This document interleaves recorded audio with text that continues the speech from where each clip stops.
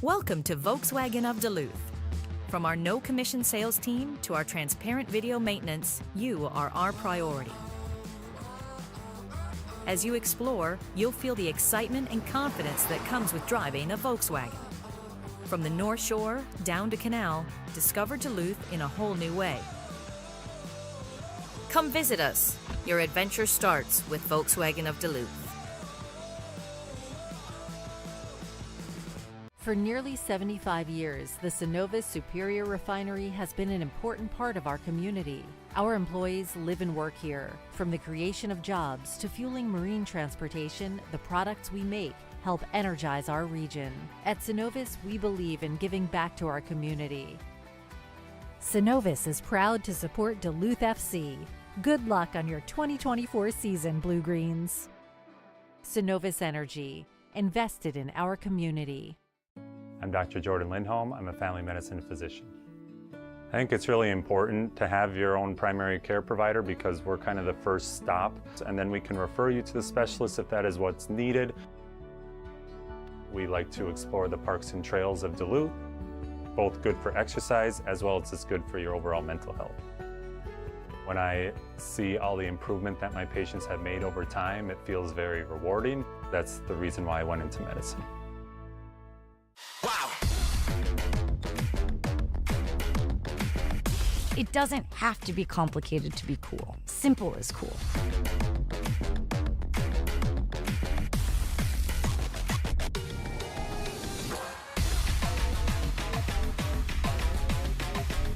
With the G7, everything is in reach.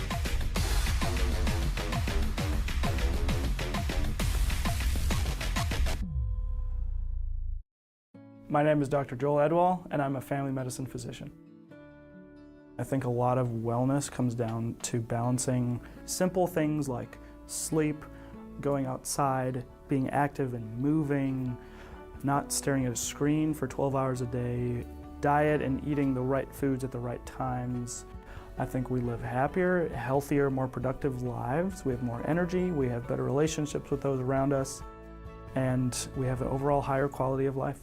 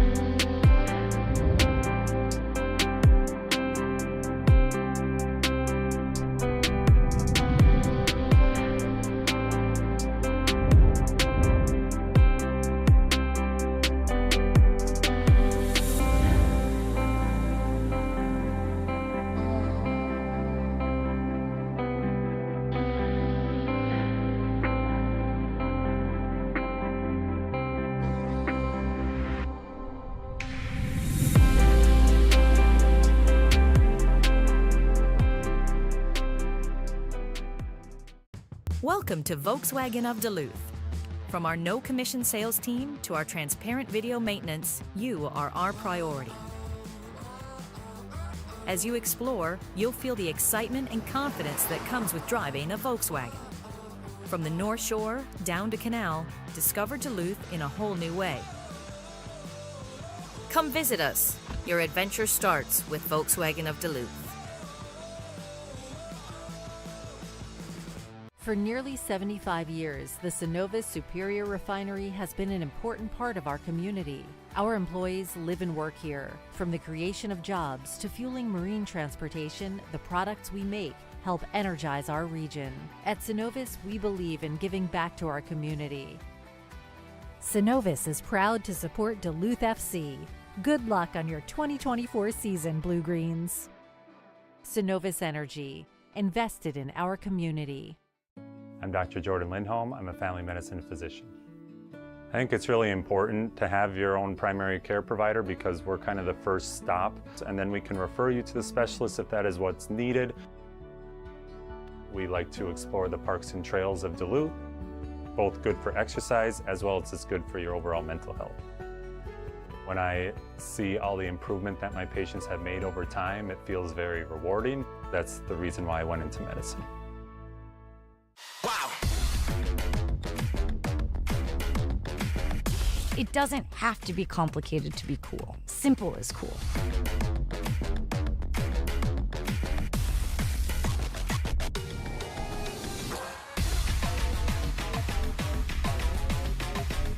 With the G7, everything is in reach.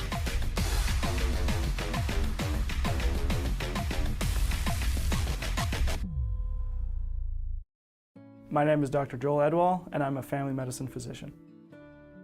I think a lot of wellness comes down to balancing simple things like sleep, going outside, being active and moving, not staring at a screen for 12 hours a day, diet and eating the right foods at the right times. I think we live happier, healthier, more productive lives. We have more energy, we have better relationships with those around us, and we have an overall higher quality of life.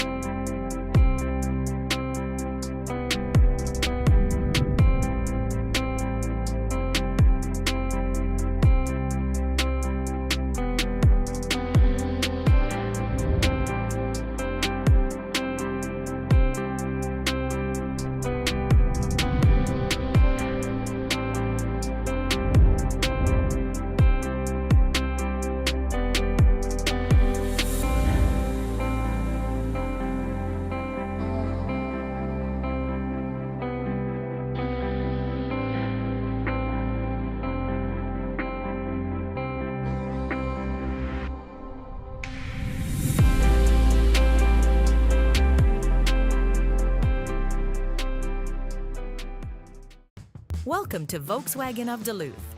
From our no-commission sales team to our transparent video maintenance, you are our priority. As you explore, you'll feel the excitement and confidence that comes with driving a Volkswagen. From the North Shore down to Canal, discover Duluth in a whole new way. Come visit us. Your adventure starts with Volkswagen of Duluth. For nearly 75 years, the Synovus Superior Refinery has been an important part of our community. Our employees live and work here. From the creation of jobs to fueling marine transportation, the products we make help energize our region. At Synovus, we believe in giving back to our community.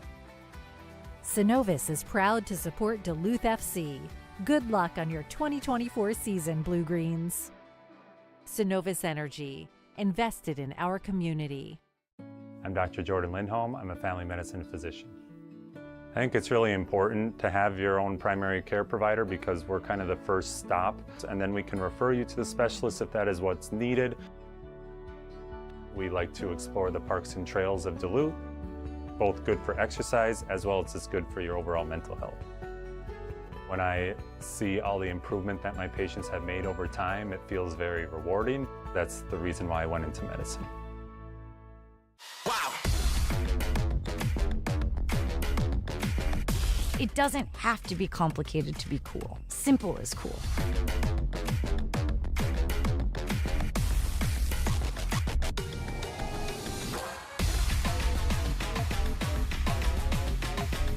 With the G7, everything is in reach.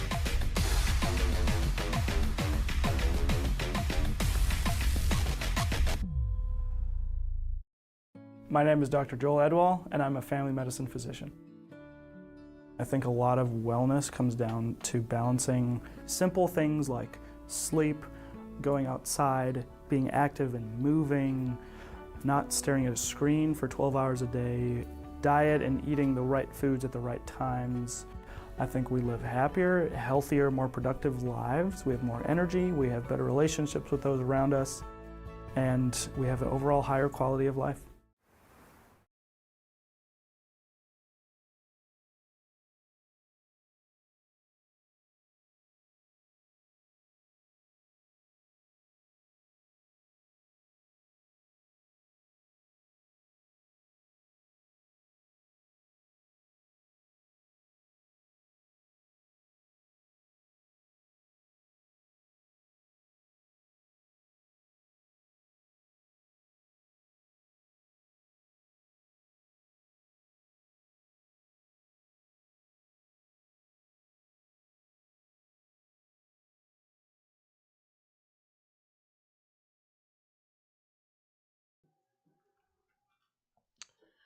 Good evening, everybody, and welcome to Duluth FC Blue Green Soccer, brought to you by the Blue Green Stream Team, alongside Coach Joe Mooney and our entire production team here from the Blue Green Stream Team. This is Matt Johnson coming to you live from Walt Hunting Stadium, Marv Heikkinen Field here in Duluth, Minnesota, with the Blue Greens playing their third straight MPSL North Conference contest to begin the 2024 campaign. And, Coach, big challenge for the Blue Greens tonight, taking on the team that finished right behind them in the standings a year ago in the Dakota Fusion here tonight in Duluth. Yeah, great matchup tonight, Matt. Obviously, some new faces on Dakota.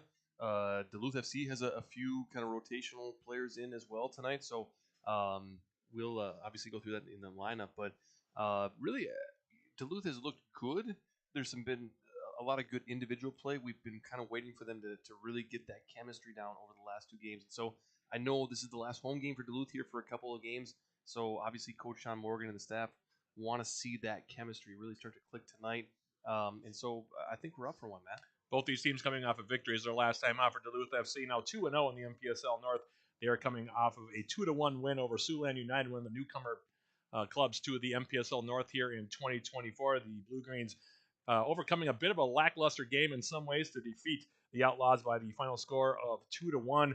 In that contest, the Blue Greens and Outlaws played through a scoreless opening 45 minutes before the Blue Greens broke through early in the second half. Charlie Wood, as you see on your screen there, scoring his first career goal, taking a feed from Rory Dole off of a corner kick. It was actually a set play by the Blue Greens. He fired a shot from just outside the 18-yard box in the upper corner to give Duluth FC an early 1-0 lead. The Outlaws Power would come right back 5 minutes later when Flynn Faulkner roofed a pass from Brent Shields over the top Blue Green's keeper James Price and into the upper left corner to even up the game at 1-1.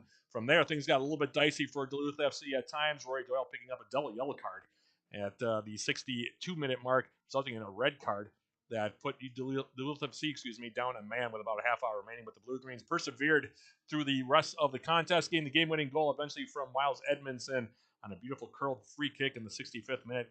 Really a nice bending ball into the corner of the net for Miles Edmondson's first goal of the season, and Duluth FC held on the rest of the way to win it 2-1. James Price again getting the start and goal, went all the way in goal to pick up the victory for Duluth FC. And like I said, there were some times in that game, Joe, where the play was a little bit clunky at times. The pace really wasn't that good. A lot of whistles, a lot of fouls in that contest. But Duluth FC at the end of the day picks up their second win of 2024 over Siouxland United, a team that was very game that night. Yeah, and Matt, obviously, again, early in the season, you're going to expect some of the, just kind of the lack of chemistry to show through it, and it did. But I think what it says, you've got 6 points in 2 matches to start out the season, so you've relied a lot on talent. And so what it says about Sean Morgan's squad is they retained a lot of talent from last year. They brought in talent to fill some holes, and obviously they had a few exiting players who are on to some pretty cool things as well. So to be able to have the amount of talent they have, it showed through, right? And now I think it's a matter of the staff really wanting to showcase what the system looks like. And I know just talking to Coach Morgan before the game a little bit, and what they're trying to accomplish with the press, what they're trying to accomplish to break the press, how they feel like they can build out. And I think you'll see that on display tonight. At least that's the hope, I'm sure, for that staff. Dakota Fusion, meanwhile, also coming in off of a victory there last time out. They went with a 4-0 win over the other MPSL North newcomer this year, Minnesota Blizzard, in their first game on Saturday. 4-0 shutout of the Blizzard at Jim Gatta Stadium in Moorhead, Minnesota. The Fusion scoring twice in each half on the way to picking up the victory. Alberto Romano Sanchez and Lucas Peruzzo, 2 players in the starting lineup for the Fusion tonight, scoring in the 18th and 28th minutes of that opening 45 minutes to give Dakota Fusion a 2-0 lead that would carry over into the break. And from there, the Fusion got additional tallies from Toshiki Makamoto in the 50th minute and Kairi Saito in the 78th minute to complete the scoring. William Devine got the start and goal and picked up the shutout in goal for the Fusion. And if you look at last year, again, we talked about this early on, Coach. Duluth FC going 11-0-1, the MPSL North last year, finishing with 34 points, and the Fusion finishing in second. They went 8-3-1 to finish in second place with 25 points. So you got 2 teams here coming in here that are coming off of really good seasons a year ago, and it's created a little bit of a rivalry between the 2 teams because the history between the 2 clubs goes way back. Well, Matt, I think when you look at what Dakota was last year, and it looks like they're kind of picking up where they left off, I think one of the most structured opponents that Duluth saw throughout the year, and certainly one that had a lot of the top-end talent, too. Guys that could really punish, really clean, efficient in the final third, some real purpose in the way that they played in their entry balls and through the midfield. So I think in terms of that matchup, that key matchup, to see Dakota Fusion in Game 3, Duluth is going to have to be sharp, and I think that they really have, are looking forward to the test that they see tonight. Well, again, the Blue Green starting lineup here. The Blue Greens making a few changes to the starting 11 from the squad that played against Siouxland United on Saturday evening here in Duluth. To get a look at the back 4 there of Josh Bellamy. Nathan Porter rejoined the starting lineup. He'll replace Archie McDonald, who got that start in that spot on Saturday against the Outlaws. Dylan Zabatini also getting his first appearance of the 2024 season. Played a lot of outside back for Duluth FC last year. He comes in to give Jake Starling, who will start on the bench in a rare bench position for Jake Starling, the all-time leader in both appearances and minutes played for Duluth FC. Zabatini stepping into that spot. Missed the first couple of games with a slight lower body injury, but now he's back, and it's good to see Dylan back in the lineup. Yeah, Matt, I'll just say I think, some of the reason behind some of the rotation tonight, obviously, is, I think if you look at the squad last year, and I think what Coach Morgan and the staff realized is there's really never a good time to rotate guys in. So if you wait for that kind of like that down game, it's not going to come in the MPSL, right? Yeah. So you have to find times to rotate guys in. And so early on in the season, to be able to rotate guys in, get a little bit of a look at guys, also get some miles off of the legs of some of the players. I think it's a smart move to do this early in the season. I think that there were times last year where we just felt like guys toward the end were starting to get a little bit leggy, and you could just kind of see all the miles that kind of accumulated onto them. So I think this is a good move. And when you've got guys, like a Dylan Zabatini to be able to bring in, why not, right? Like he's a terrific center back, and obviously he's been a part of the national runner-up team 2 years in a row, like he brings not just quality but a lot of experience in big games. Yeah, Zeke Bolts, as you see, getting a starting goal. His first start of the season. Zeke was in the backup actually role on Saturday to James Price, who they flip-flop this time. Price will be on the bench.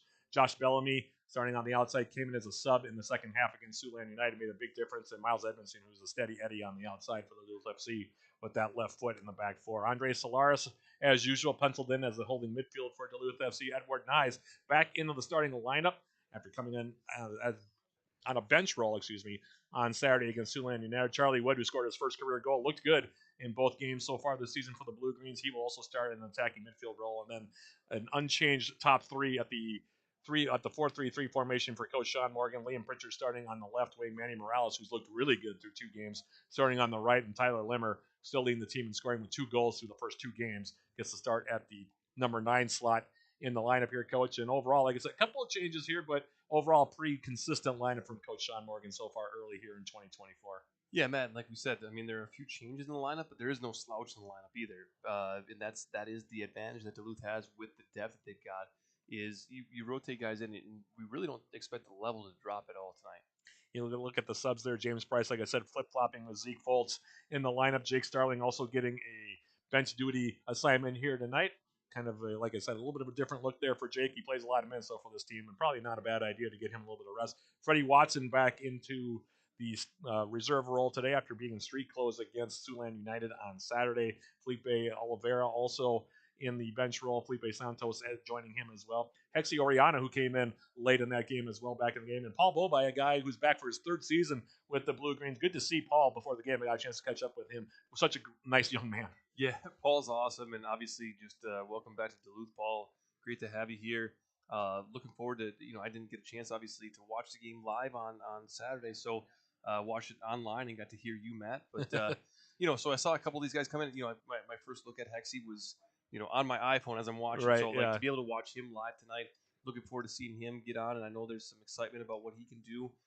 And then, you look at the subs, and there is no drop-off, from the starting 11 to the next 7 guys that are ready to go in. So, again, that's an advantage for Duluth, and I'm sure the coaching staff is not just considering how can they take advantage of the first 11 out there, but also how can they be strategic in the guys that they bring on. Take a look at the MPSL North Conference standings as well before we hit the break here. You look at Duluth FC at 2-0, showing the way right now with 6 points. The Dakota Fusion, tonight's opponent, coming off of a win against Minnesota Blizzard last time. Minnesota Twin Stars hasn't played in over a week, but they're still 1-0 with 3 points. Sioux Falls Slender have yet to play a game as of yet. Meanwhile, you see Siouxland United and Minnesota Blizzard, both a couple of losses in there. Siouxland United with just the 1 loss, that coming to Duluth FC here in Duluth on Saturday. Minnesota Blizzard so far 0-2 with losses to Dakota Fusion and Minnesota Twin Stars, and then Joy Athletics still 0-1, their loss, of course, to the Blue Greens in the season opener for both of those clubs. So that's the story here heading into this game here tonight. 3rd home game in as many matches here for Duluth FC to start the MPSL 2024 campaign. And with that being the case, we'll take an extended audio break. Then we'll come back and throw things down onto the field for the introduction of the 2 teams, courtesy of our public address announcer, Pat Sterner, the national anthem, and then the opening kick of this MPSL North contest between the Blue Greens of Duluth FC and Dakota Fusion FC. That'll be coming up right after this. This is Duluth FC Soccer, brought to you by the Blue Green Stream Team.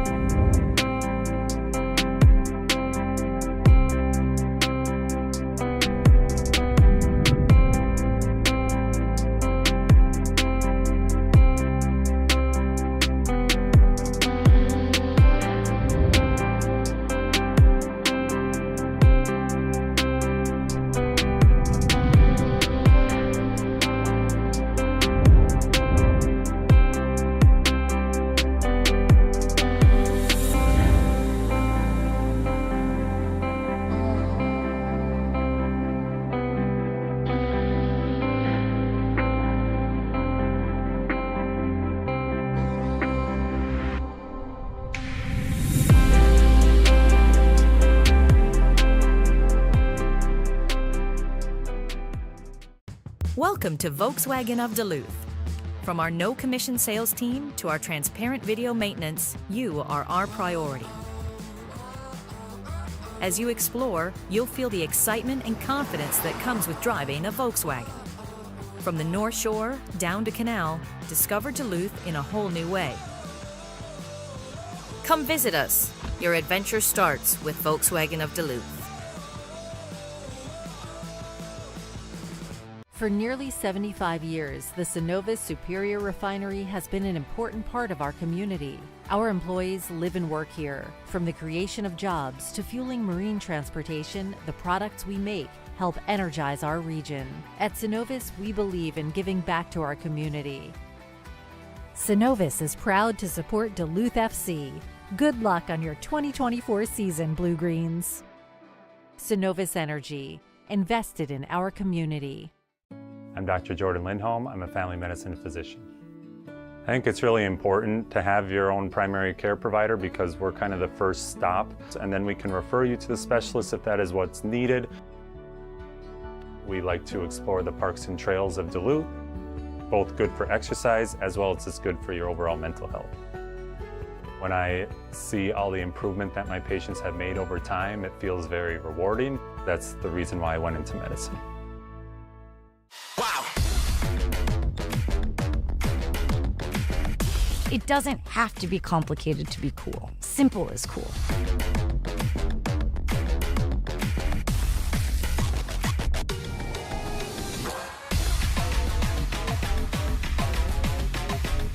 With the G7, everything is in reach.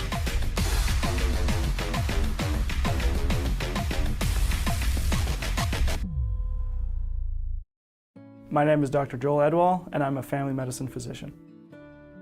I think a lot of wellness comes down to balancing simple things like sleep, going outside, being active and moving, not staring at a screen for 12 hours a day, diet and eating the right foods at the right times.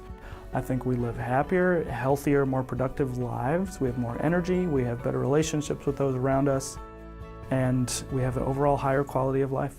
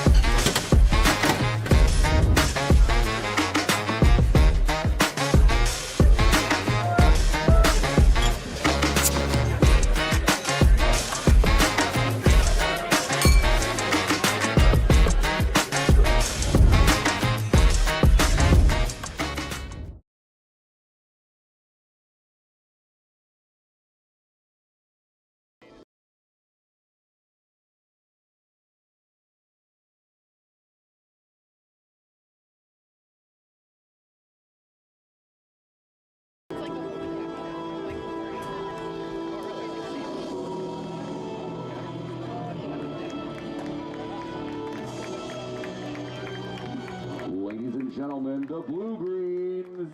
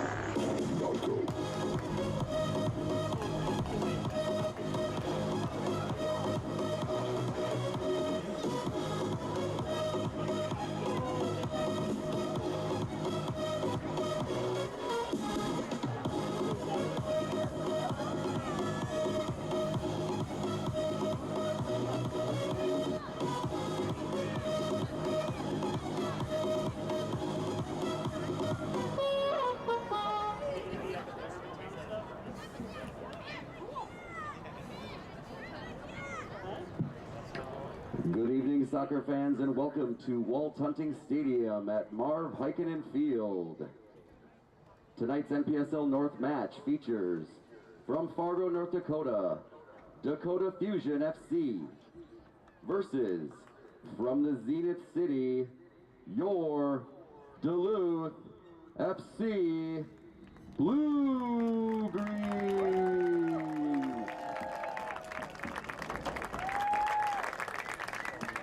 Let's introduce the teams for tonight's matchup. Starting with Dakota Fusion. Number 2, Nicolo Lai. Number 4, Takumi Kumakura. Number 9, Alberto Romano Sanchez. Number 11, Felix Buabang. Number 16, Oliver Benson. Number 17, Lucas Peruzzo. Number 20, Dylan Ellingson. Number 21, Ahmad Hijaz.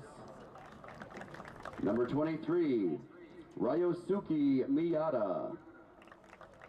Number 25, Nomar Agaz. And number 98, Vicente Sanchez. The coach, Alex Trent. Assistant, Cody Gisbers. And assistant coach, Christoph Burkett.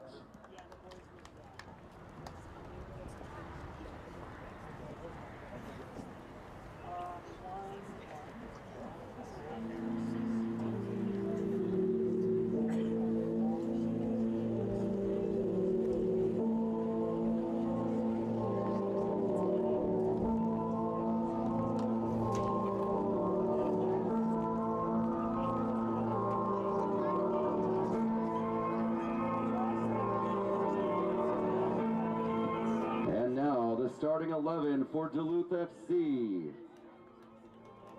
Number 2, Josh Bellamy. Number 4, Nathan Porter. Number 5, Dylan Zabatini. Number 6, Andre Solares. Number 9, Tyler Limmer. Number 10, Edward Nice.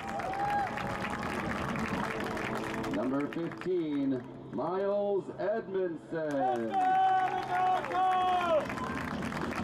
Number 22, Liam Pritchard. Number 24, Manny Morales. Number 28, Charlie Wood. Starting in net, number 33, Zeke Folt. Coaching Duluth FC is Sean Morgan. Assistant coaches, Barry Chasty, Greg Gilmore, and Corey Boheller. Your officials for the evening are referee Alex Hofstetter, assistant referee Jared Keel, assistant referee Benjamin Tom, and the fourth official, Key Paulus.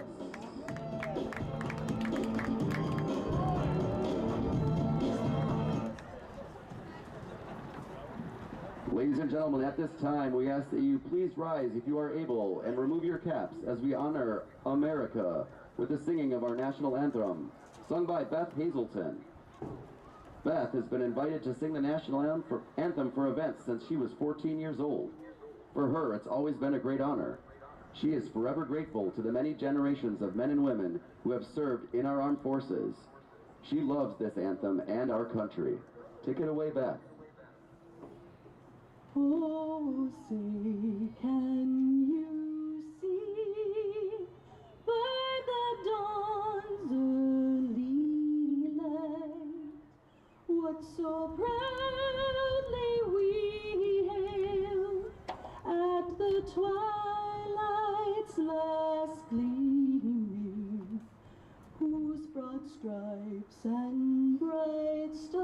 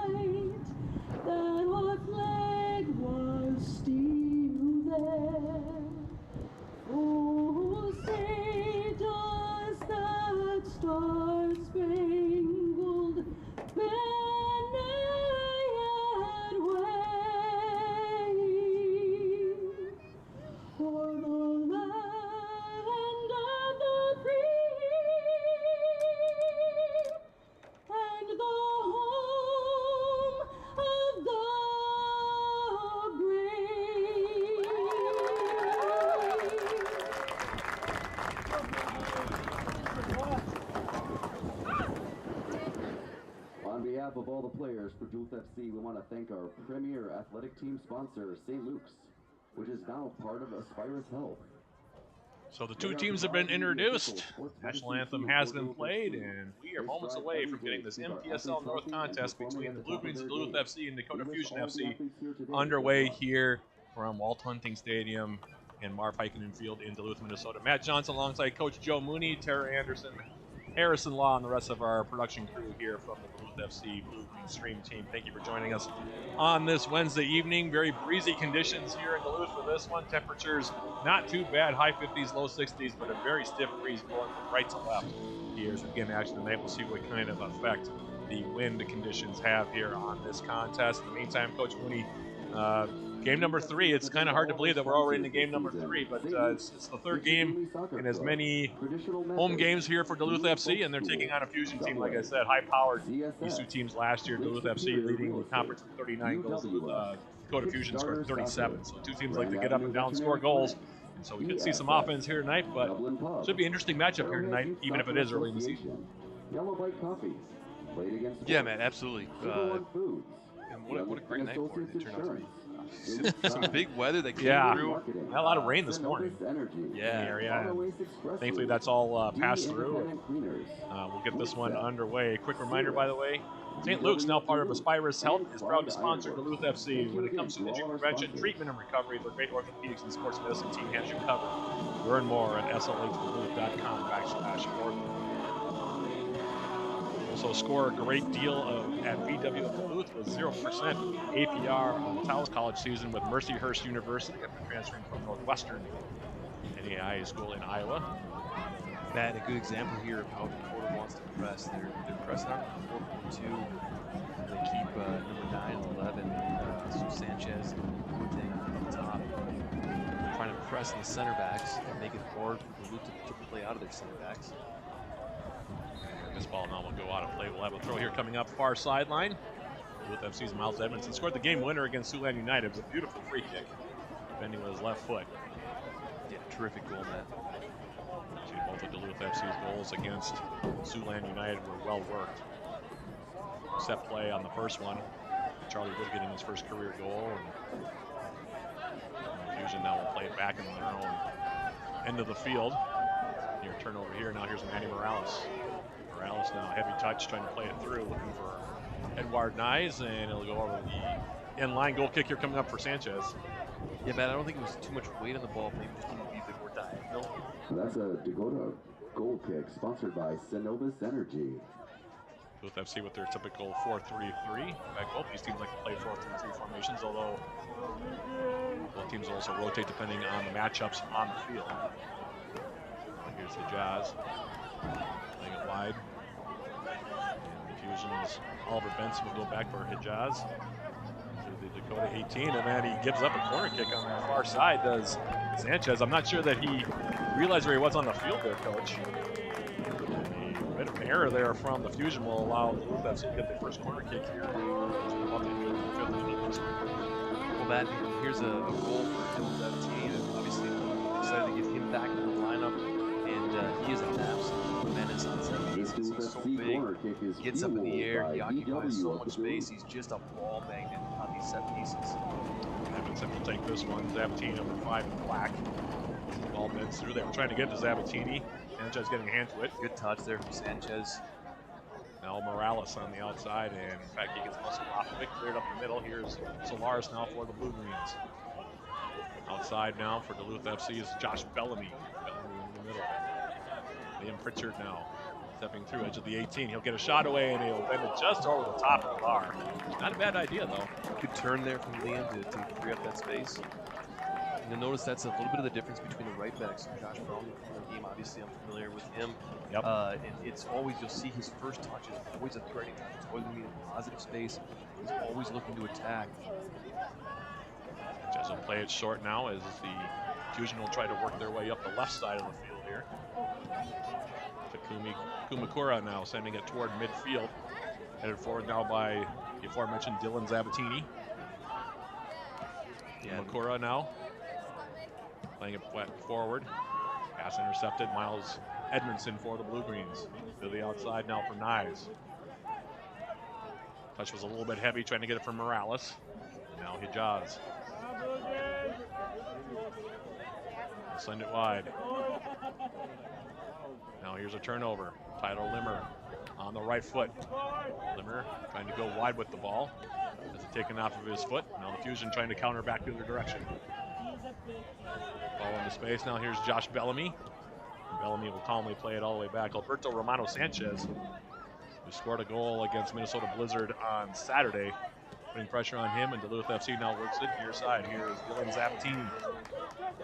Limmer touches a little bit off there, trying to square it in the middle for Manny Morales. Yeah, Tyler just needed to check his shoulder there to see the defender on his back shoulder.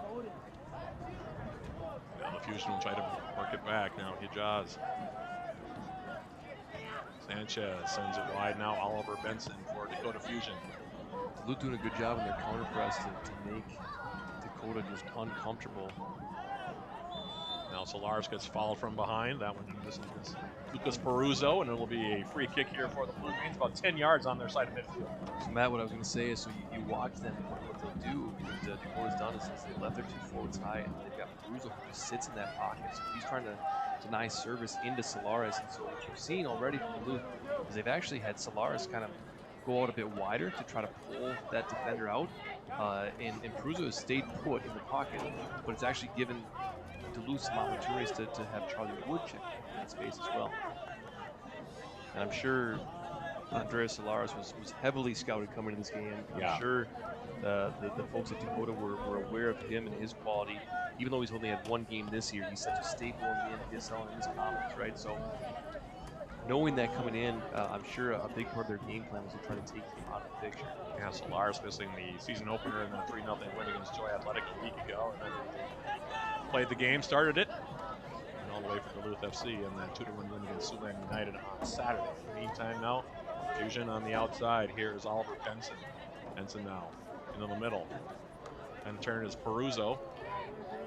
Bang now near the top of the 18 for Duluth FC against the aforementioned Solaris. Turning on his right foot. Now he'll send it wide.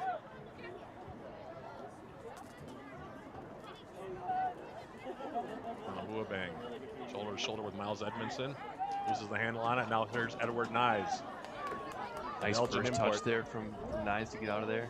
Yeah, and that one will go out of play. It'll be a throw here coming up for the Blue Greens. 9th minute now. No score, just underway. Duluth FC playing into the wind here in this opening 45 minutes. Well, the wind is kind of gusting at times, Coach. It's not a consistent wind right now.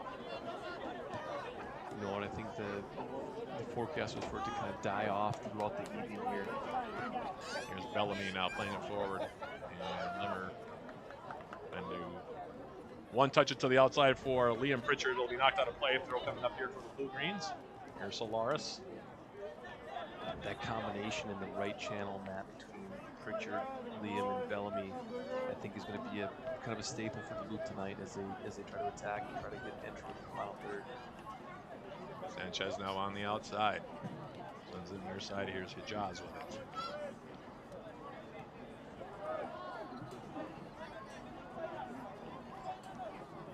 These teams content to work from the back here, it looks like, as Kumukura now will send it to the wide side of the field. Duluth FC off the press. Now here's a touch into the middle. Nice. As Limmer on the wing. Tyler Limmer crossing ball into the backside, and Manny Morales possibly could have had a touch on that. Same story for Charlie Wood. Just skips right by him, Coach.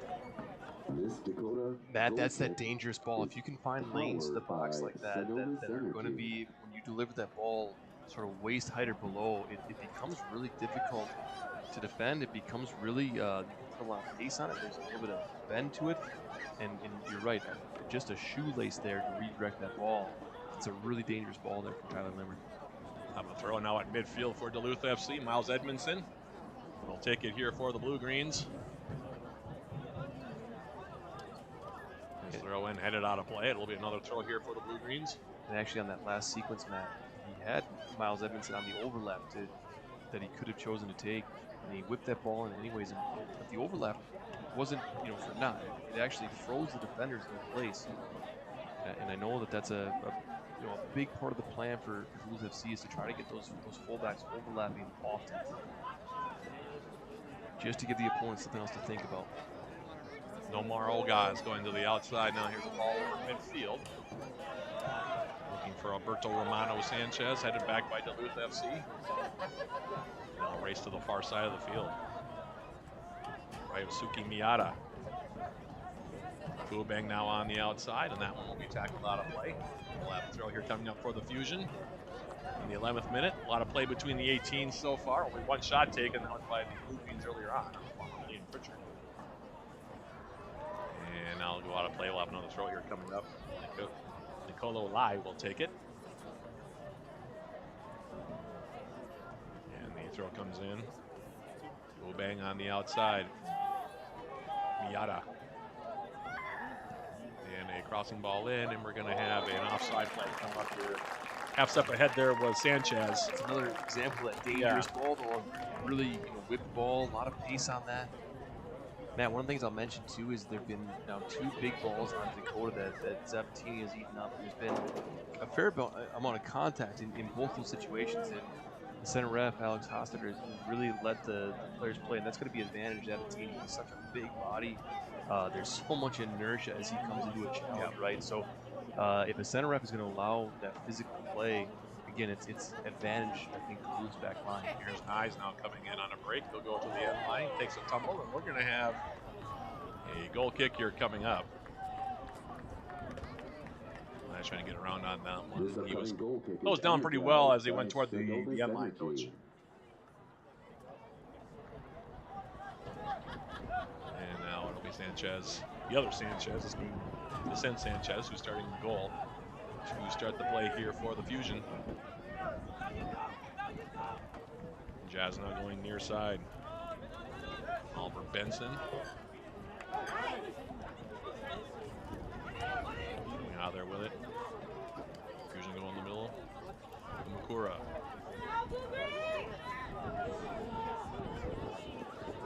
And now Little Street wide side. Ball forward. Kubang. Miyata in the middle. Dylan Ellingson now. Nice combination play here from the Fusion as they come into midfield. Sabatini now for the Blue Greens. Back for Foltz. Didn't get as much around on it as he wanted to. Popped basically straight up in the air. And now coming in and some contact between Romano Sanchez and Sabatini. It'll be a throw here coming up as Romano Sanchez, I think, took a bit of a whack on that play. We play on here. And now a shot attempt, kind of a wild one that time by Romano Sanchez, who's still favoring that right leg a little bit here. Wide to the near side of Zeke Foltz's post, and now Duluth FC going quickly here off the restart. Nyes trying to come forward. And we're going to have a foul call here on the Fusion as the Belgian midfielder, Edward Nyes, goes down, coach. We'll have a free kick here coming up for Duluth FC, and they again take it quickly. Things the Blue Greens have always done, coach. They like a high pace, high pace of play. They've established that, and only the Fusion would know that. Well, man, like we said, sorry. Go ahead. I mean to cut you off there. I was just going to say, Matt, that like we said, the officiating crew has really let the teams play. And I think both teams want that. If you could think about just kind of like how both these teams operate kind of year to year, they enjoy that physical play. You can see out there, it's a very athletic side on both sides of the field. Throw now intended for Limmer. Skipped over his head. Now Kumakura.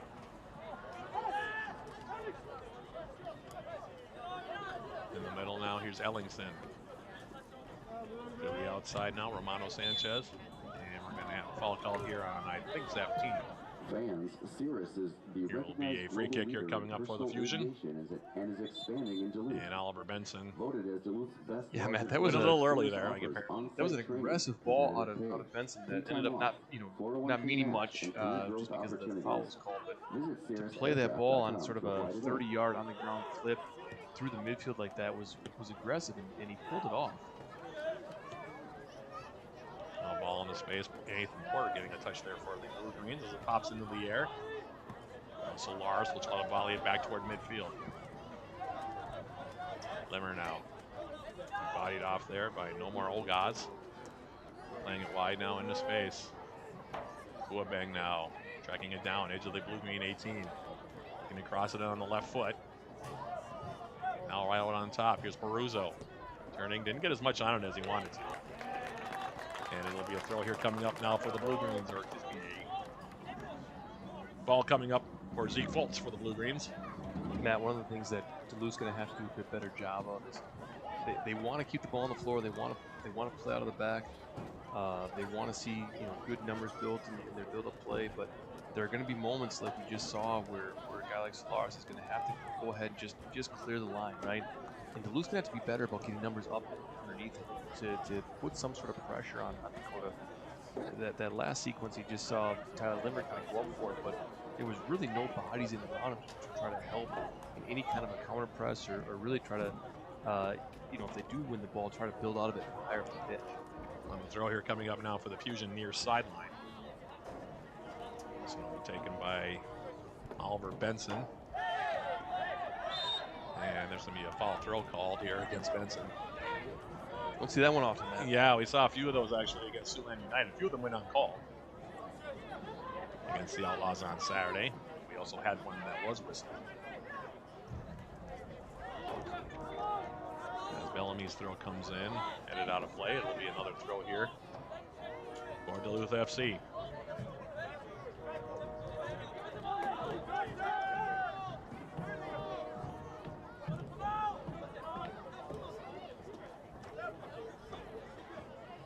There's Baruzzo now going back. The Jazz.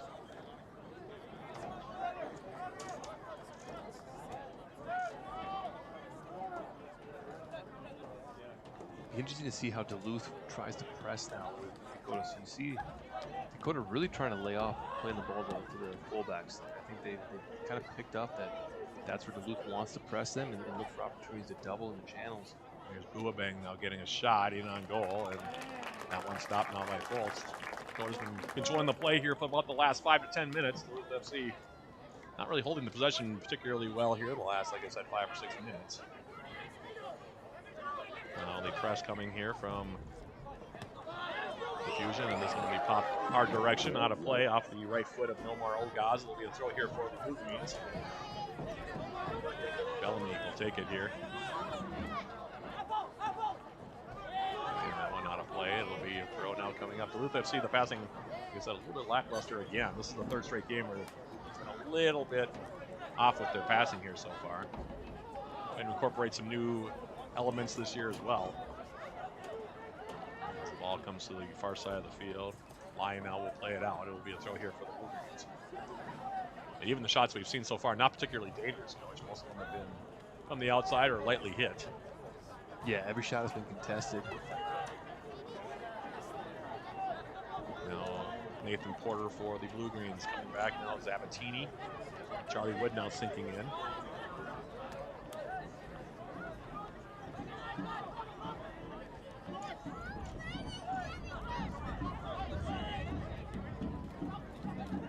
So you're going to take their time trying to build from the back, which is the Fusion have done the last few minutes.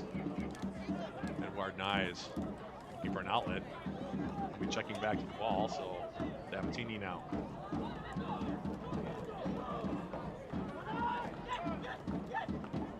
Wood, Solaris. Bellamy now stepping inside.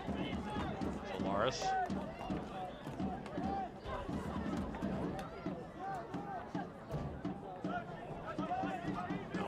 To the outside man. Morales now has come near side on the right foot. Now plays with the left foot into space now. Flag stays down. Here's Pritchard. He'll try to cross it in, and instead it will be a corner kick, I believe, here for the Blue Greens, or it's going to just be a throw. Be a throw in. Throw coming up now, Josh Bellamy. And they're going to make him step forward here and throw it from a few yards further down the pitch here. Good example of some patience there, Matt, in the build-up for Duluth. It's really like the first time that we've seen it in this game. Edmondson now for second corner kick apparently for Duluth FC. Fusion now selling into the 6. It's a straight line defense as this one comes in. Sanchez right into his waiting arms there in the middle of his 6 to hold on here. Both corner kicks here through the first 15 minutes or so for Duluth FC. Matt, I stand corrected. I thought they had awarded the Yeah, I wasn't quite sure myself there, Coach. I thought that the near side AR had pointed to the flag, so. In the meantime now, the Fusion will build from the back. Oliver Benson on the left foot. Ball forward. Sabatini winning the head ball. Now Solaris. Porter.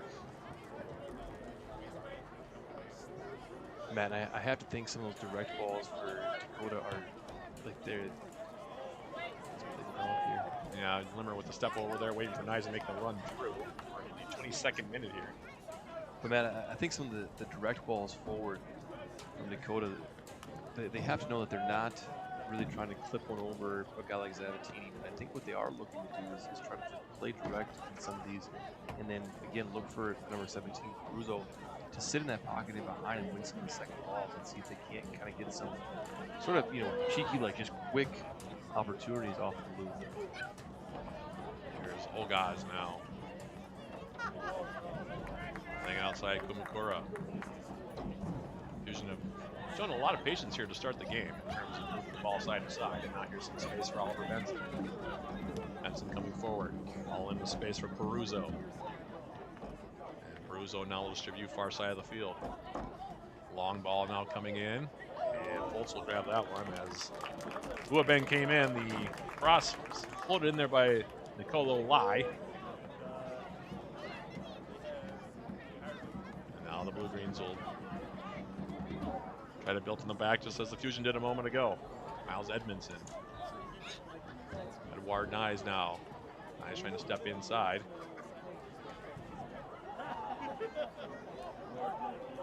Now Buabeng.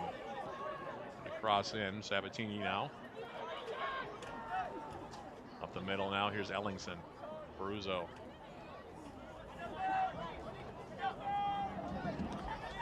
Caruso's ball now to the far side. Kumakura. Man, I think Limmer got a little bit of a touch on that ball. He's been close on a couple. Yeah, he's been his press. Putting some good pressure on as Tyler Limmer. It's sort of one of the hallmarks of his game, to be honest with you. Not just his goal scoring ability, but the pressure he puts on as a number 9, not just on the jersey, but in his role for the Blue Greens. Is stepping inside now, Hijaz. Kumakura. Now will send it far side of the field. 24th minute here. No score as of yet, and no real dangerous scoring opportunities even between the two teams. Now here's a turnover. Liam Pritchard now trying to step through at a heavy touch. Yeah, and that's when Matt, you hope you get the ball out of pressure there and find one of your options. You've got a numbers even situation, a 5v5 going the other way.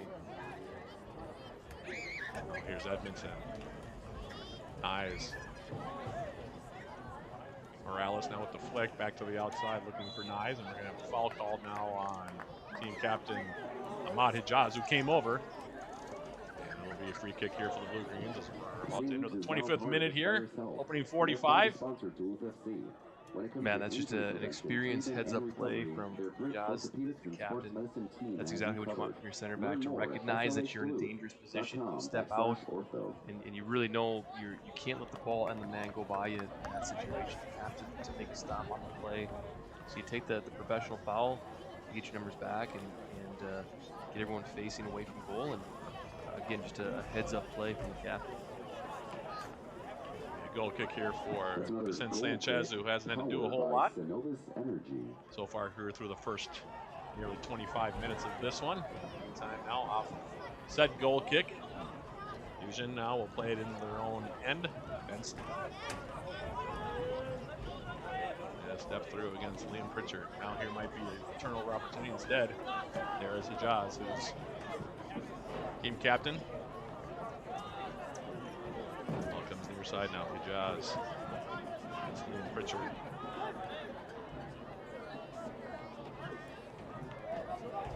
Fusion has done a nice job possessing the ball here so far.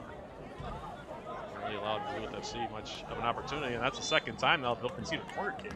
Yeah, And I think Jazz just didn't realize how close it was to the end line. Like Sanchez earlier. Yeah, yeah. And Matt, there's a lot of lines on this field.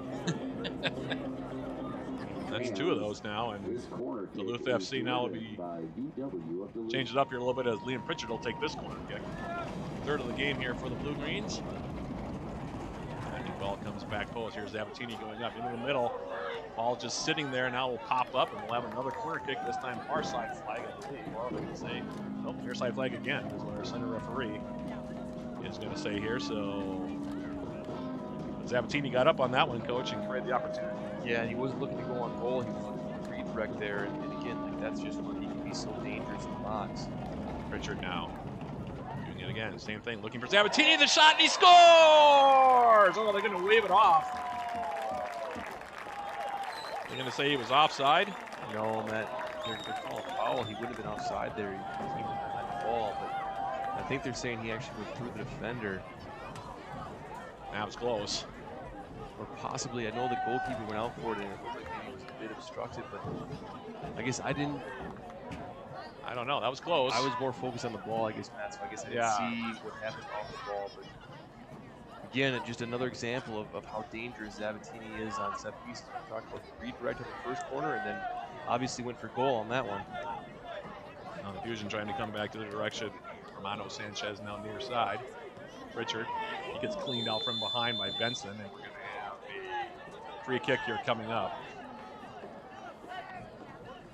And that was one of the more violent fouls we've seen here so far through the opening almost 28 minutes now, coach, as Richard took that one square up from behind.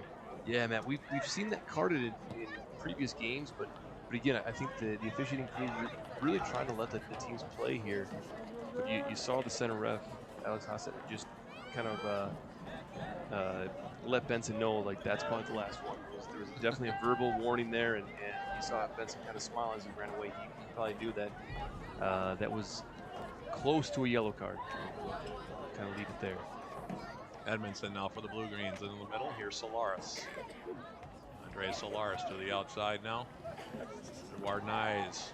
And now they're going to say that he couldn't keep it in on the far side. Too bad, too, because he had Title Limmer on the England run there. Check out the food trucks by Taste of Chicago. And we will have a throw in here coming up for the Fusion. 28 minutes about. Elapsed here in this opening half. No score. Been very tactical so far. Both teams have had to play a fair amount of defense here.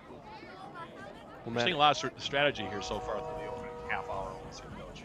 Well, again, I think what Duluth needs to do is they need to figure out how they're going to press. You know, so again, Dakota has been really patient in the way that they built out, and they've recognized that they don't want to go into those fullbacks unless there's a lack of pressure. They've got an open channel to play into where they're going to go, but they've really looked those fullbacks off, and that's exactly what Duluth is trying to put that pressure on. And so I think what Duluth has to do is kind of outpatient them, be okay with letting the center back sit on the ball a little bit, allow Duluth's midfield to really take care of the midfield options for Dakota, and eventually force them into those wide channel plays. And when they have forced Dakota into those fullbacks, they've been able to press on their touch. They have produced a lot of turnovers in the attacking third. So again, I think it's just going to be a matter of kind of who stays more pragmatic in that sequence. Sanchez now giving it right toward midfield. Solaris for the Blue Greens. And to the outside now, Miles Edmondson and Morales waiting for it to settle. Surrounded by 3 Fusion players, and we're going to have a foul call. That's the one thing the Blue Greens have gotten so far here through this opening half. Coach, a lot of free kicks. And quite a few bumps and scrapes here so far between the two teams. But no cards awarded as of yet. There's Edmondson now. Manny Morales.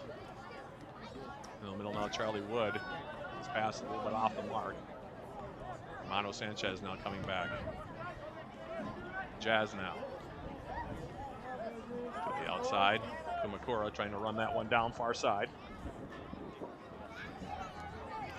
Yeah, man, I think Duluth just starting to recognize that. So you see Limmer really sitting in between the center backs now and really trying to force the play to stay channeled to one side so that eventually Dakota has to go into those side pockets and possibly produce a turnover. Here's Benson now coming up against Zavattini. Oliver Benson now. Zavattini able to dispossess him, and then Benson commits the foul there. Yeah, really well defended. 1v1 defending there from Dylan Zabatini. The Synovus Superior Refinery has been And we important will part of now our have community. a free kick Their here for employees the live and work Blue-Greens. here.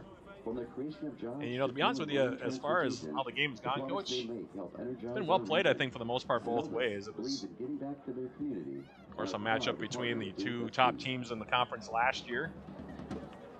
Edmondson's ball now in the middle, a little bit too heavy for Edward Nyes, and now Peruzzo turning on the right foot. Outside, Buabang. Felix Buabang against Edmondson. Turning now, playing it into the middle. Ogaz with it. Back outside, Buabang. And tried to cross it in. Let's see, had a well read there. Outlet pass broken up. Now Bellamy in the middle. Heavy touch. And now Ogaz. Gonna play it back now for Oliver Benson. Benson into the middle. Near turnover there. Nice job step through by Kumakura. Now out on top. Here's a shot coming in. That one stopped. The rebound is there. And the save is going to be made there by Fultz. That was a good hit from Ryosuke Miyata. Created an opportunity there, and could have been dangerous had Romano Sanchez been able to track that one down, Coach. Yeah, man, I was a bit surprised it gave Zeke as much trouble as it did.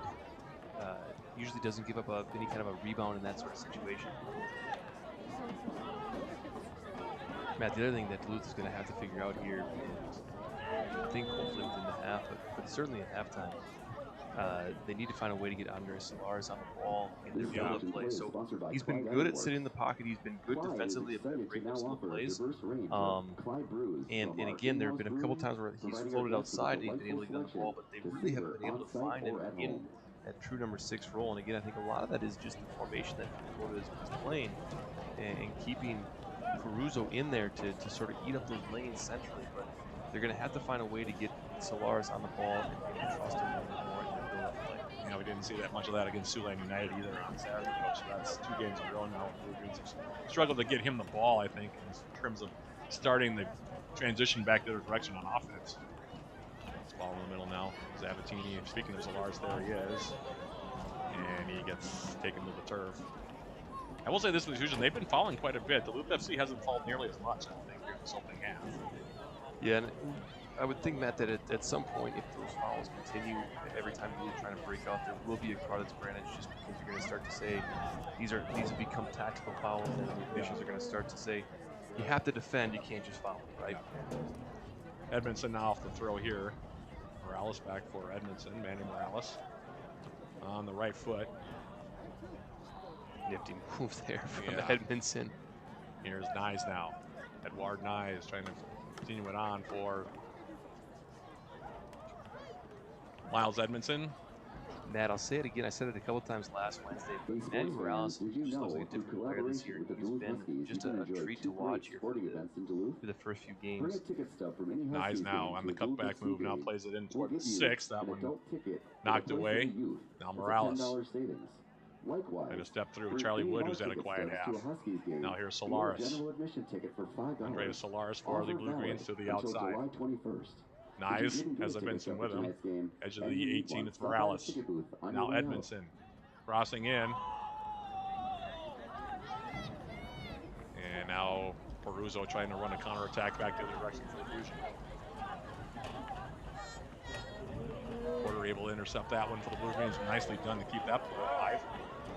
Yeah, Porter made no mistake on that tackle. Here's a ball over the top now, looking for Liam Pritchard. Pritchard for the Blue-Greens. And that one will go out of play, and it should be a corner kick here for Duluth FC, and it will be. Yeah, you saw Nathan Porter take a little bit of a big touch there, and the Scotsman is known for some of his stretching tackles, we'll call them. And yeah, he was going to make sure that that one was won on his part. Here's Pritchard now, off the corner kick. Playing it in, and Sanchez able to go over the top and grab it. He'll hold on to it here. Yeah, and you're seeing Dylan and Liam just talking here, just Zabatini telling Pritchard he's a little bit more on that ball, that if it's going to go anywhere central in the goal there, that the goalkeeper's going to eat it up. It either needs to come outside the 6 to take him out of the play, or it's going to have to just get a little bit more height and drive on it to carry past the goalkeeper's reach. Kumakura now as we're in the 36th minute. In the middle now. Dylan Ellingson. Ellingson's ball now on the outside. Buabeng now coming into the 18. Being defended by Josh Bellamy. And Bellamy will draw another foul on Buabeng. He's got a couple of those now. Buabeng, after he's been dispossessed, where he's gotten into the back of a defender. It's been, first of all, it was Sabatini, and then just this sequence, like you said, Matt, the second one in a row where he's been dispossessed and then automatically fouls. And again, that's where you'll think that that's probably not going to happen many more times before you see it hard. Sabatini now. Zeke Foltz now for the Blue Greens. Setting it to the far side of the field. Here's Edmondson. Not sure what happened there. He lost his footing, perhaps. And now here's a ball into space, going back behind. Now here's Buabeng trying to step through, and that ball pops into the air. Foltz couldn't find the handle on it. Terrific ball through there to split the defenders. Now Sanchez will just give it a ride, and that's to nobody in particular. It'll be a throw here coming up for the Blue Greens. Matt, the other thing I think Duluth wants to try to get a little bit more of, and you've seen a bit of success now here just in the last few sequences, is to get Edward Nyes on the ball in the final third and around sort of the corners of the 18. So you'll see him as he gets further up the field, he'll start to widen out a little bit, and you see how dangerous he is when he gets kind of in the half space there. And that's something, in the first game we saw Nyes was actually starting as a left winger and trying to come central from there, but I quite prefer him in the role that he's in tonight to be in the midfield, but then again in the final third just start to widen out in the half space, get on the ball there, really, you can either take the guy on the dribble, you can play some of the dangerous balls in that he has been. Here's Buabeng now setting it forward. Bellamy, the first one there, will play it back for Foltz on a single touch. And now Zeke Foltz.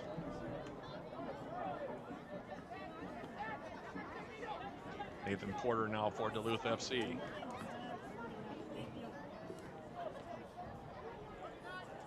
Now Sabatini.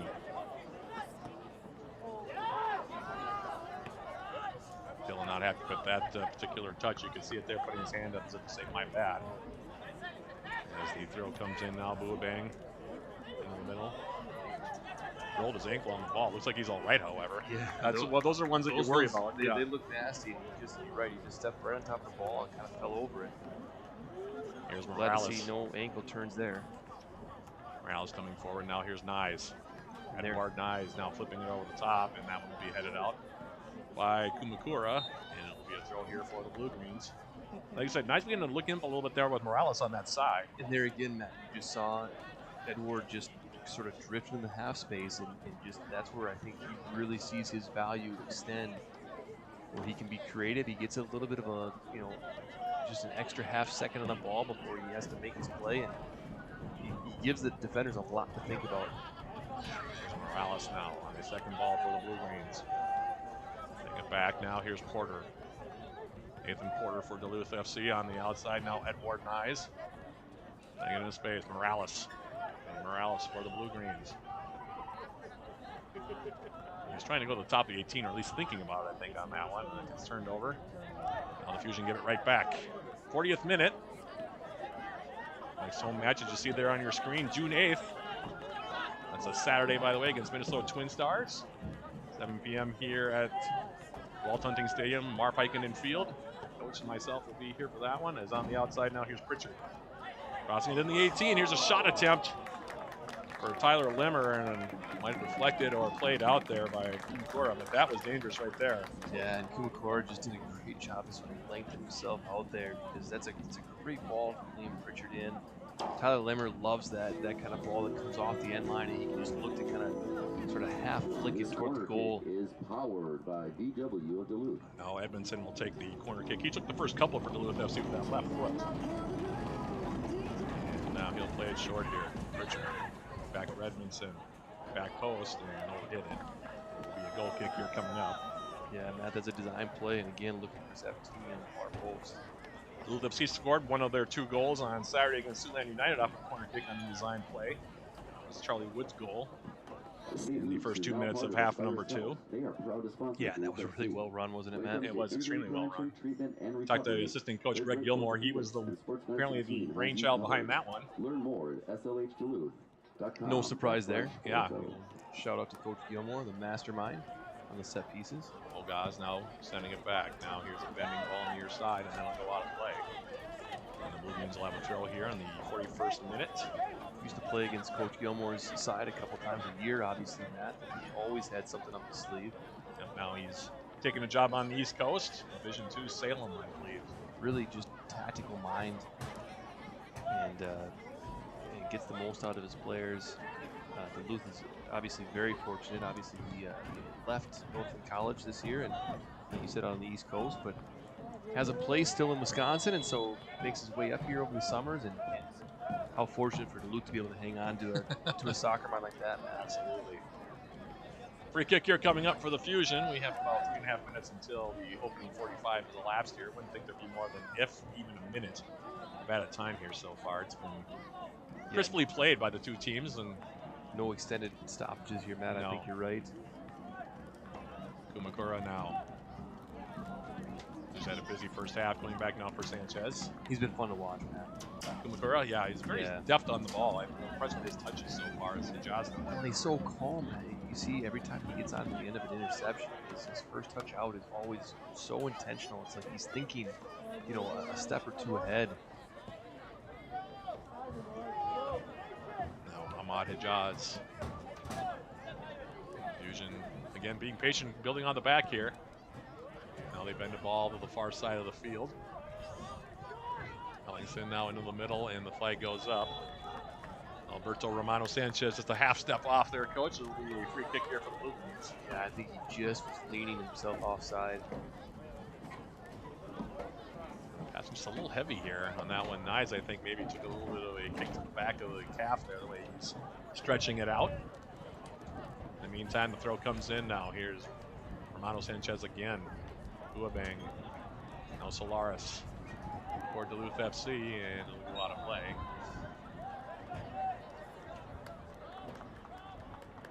And now a throw here for the Blue Greens. It'll be taken, it looks like, by Edmondson. It's been an interesting first half, though, Coach. Like I said, not a lot of great scoring opportunities either way. Here through the opening 45, as Hijaz will go all the way back now. For Vicente Sanchez. Hijaz now on the outside.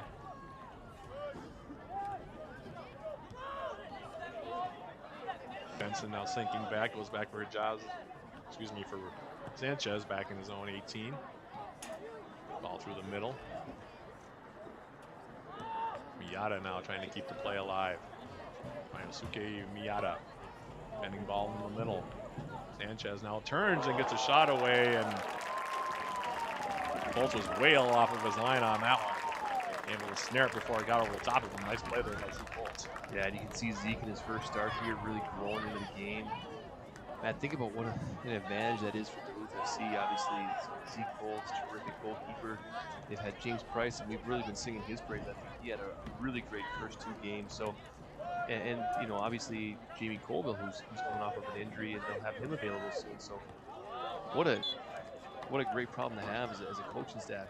3 really strong MPSL goalkeepers. And we will now have a throw coming up near side. Here is Oliver Benson. Throw comes in now for Peruzzo. And we're going to have a high kick here against Peruzzo. It's caught Solaris, I think, right in the nose. In the 45th minute now, like I said, I wouldn't expect more than be about a minute or so of added time even for that. As on the far side now, Edmondson, Morales. And I'm not sure if Peruzzo actually made contact on that play or not, Matt, but he got the boot up there, though. Andres certainly saw that flash in front of his face. He did indeed. As we now are officially in extra time here, we'll see how much extra time is given here. as off of the start here, Sanchez now being pressured by Limmer.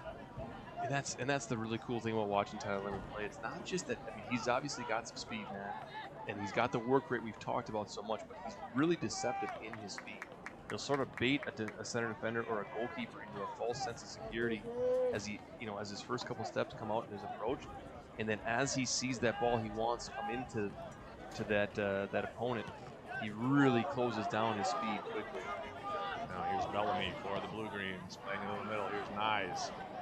Edward Nyes now dispossessed, laying it back. Solaris, I don't know if he was anticipating it, but Romano Sanchez did a nice job coming back defensively to break it up, and now the Fusion will just pump it over midfield. And that is how the opening 45 minutes will end here. Tactically played by both teams. Both teams had some spells of possession, but not a lot of offense to speak of. Not a lot of chances even in the opening 45 minutes, and as a result, Duluth FC and Dakota Fusion FC will head into the locker room scoreless. Your impressions on that opening 45 minutes, Coach? Yeah, Matt, I think you mentioned tactical game on both sides. Obviously, I think Dakota did well to get themselves a couple of opportunities.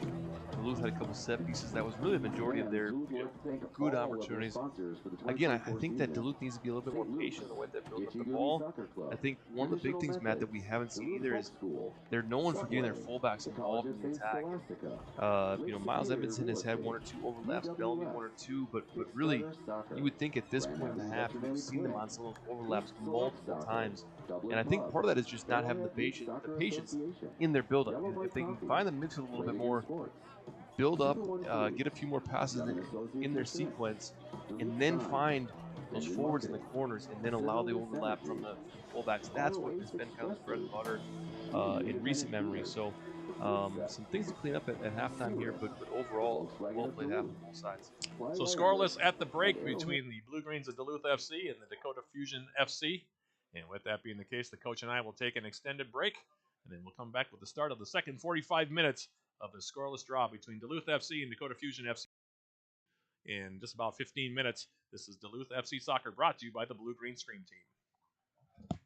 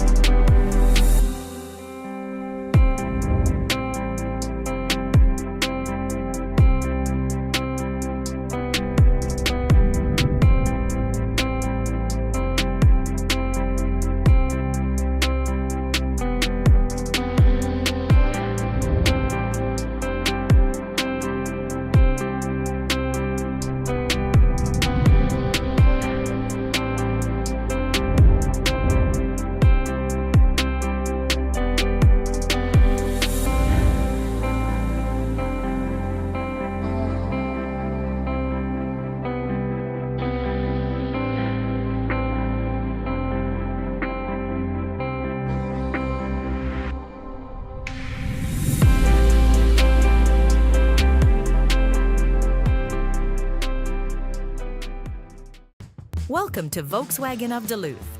From our no-commission sales team to our transparent video maintenance, you are our priority. As you explore, you'll feel the excitement and confidence that comes with driving a Volkswagen. From the North Shore down to Canal, discover Duluth in a whole new way.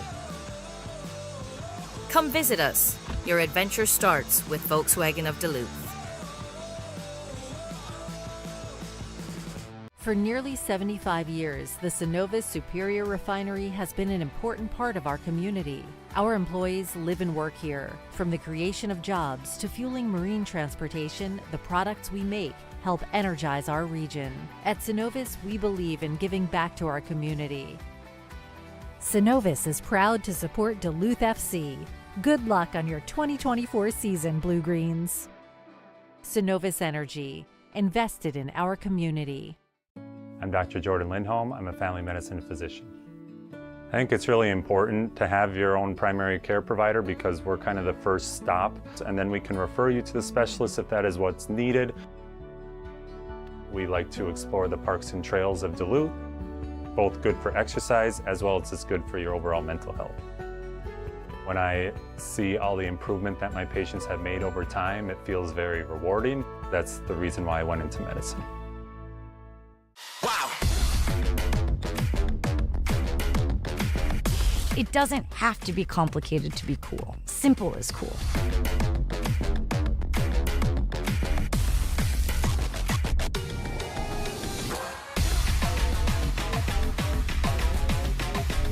With the G7, everything is in reach.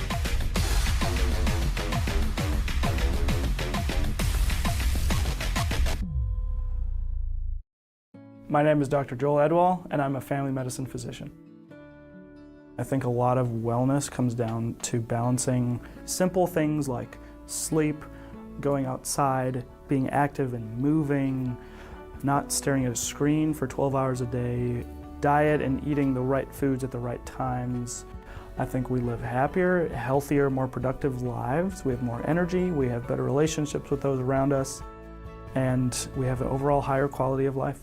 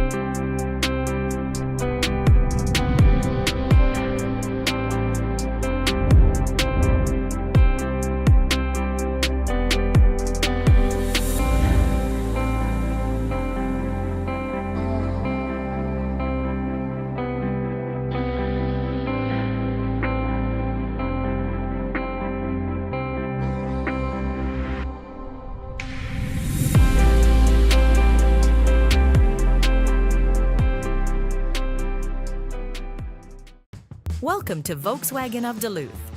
From our no-commission sales team to our transparent video maintenance, you are our priority. As you explore, you'll feel the excitement and confidence that comes with driving a Volkswagen. From the North Shore down to Canal, discover Duluth in a whole new way. Come visit us. Your adventure starts with Volkswagen of Duluth. For nearly 75 years, the Cenovus Superior Refinery has been an important part of our community. Our employees live and work here. From the creation of jobs to fueling marine transportation, the products we make help energize our region. At Cenovus, we believe in giving back to our community. Cenovus is proud to support Duluth FC. Good luck on your 2024 season, Blue Greens. Cenovus Energy, invested in our community. I'm Dr. Jordan Lindholm. I'm a family medicine physician. I think it's really important to have your own primary care provider because we're kind of the first stop, and then we can refer you to the specialist if that is what's needed. We like to explore the parks and trails of Duluth, both good for exercise as well as it's good for your overall mental health. When I see all the improvement that my patients have made over time, it feels very rewarding. That's the reason why I went into medicine. Wow! It doesn't have to be complicated to be cool. Simple is cool.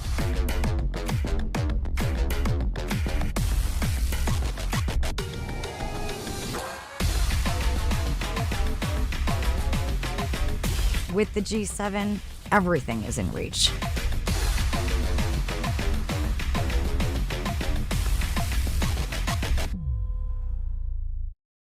My name is Dr. Joel Edwall, and I'm a family medicine physician. I think a lot of wellness comes down to balancing simple things like sleep, going outside, being active and moving, not staring at a screen for 12 hours a day, diet and eating the right foods at the right times. I think we live happier, healthier, more productive lives. We have more energy, we have better relationships with those around us, and we have an overall higher quality of life.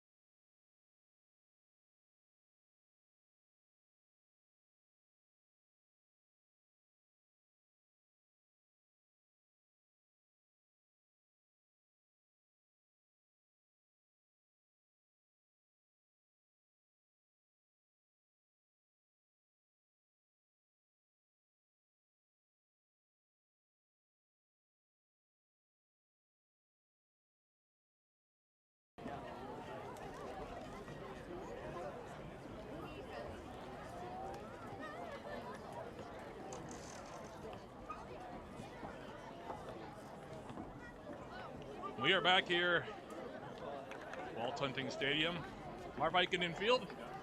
Second half upcoming here. A quick reminder, our next broadcast of Duluth FC Soccer will come up on Saturday, June 8th against Minnesota Twin Stars, right here in Duluth, 7 p.m. the opening kick. Myself and Coach Joe Mooney on pregame starting at 6:45.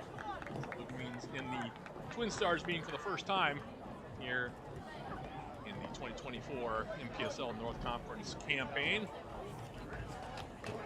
So a quick reminder, we get the second half underway. St. Luke's, now part of Aspirus Health, is proud to sponsor Duluth FC. When it comes to injury prevention, treatment, and recovery, their great orthopedics and sports medicine team has you covered. Learn more at SLA.com/ortho. The Blue Greens going from right to left here in half number 2. So waiting the go-ahead from our center referee here. See what kind of tactical changes the two clubs have made here at halftime. Still waiting apparently here. Folks, here's the deal. So all of you know our special goal Also score a great deal at VW of Duluth with 0% APR on Taos and 2.9% on Atlas and Crossport. Kick off your journey with our no-commission sales team and transparent service department at Volkswagen of Duluth, the official dealership of Duluth FC. Cirrus is also recognized as the global leader in personal aviation and is expanding in Duluth, voted as Duluth's best large employer. Cirrus offers on-site training, competitive pay, paid time off, 401k match, and career growth opportunities. Visit cirrusaircraft.com to apply today. As again, Tyler Limmer standing over the ball here for the Blue Greens. Coach Joe Mooney now joining me here for half number 2, Coach, and it'll be interesting to see what the second 45 minutes brings us here. I was just talking about adjustments the two teams have made, no substitutions as of yet. We'll see how long that continues on here as the Blue Greens kicking off, going from right to left, like I said, in this second 45 minutes. Yeah, Matt, knowing the standard that Coach Sean Morgan expects out of his team for Duluth, I can't imagine it was a real pleasant halftime talk. I'm sure there was a fair bit of bite to the gaffer there. We'll see, like I said, what kind of changes both teams make here.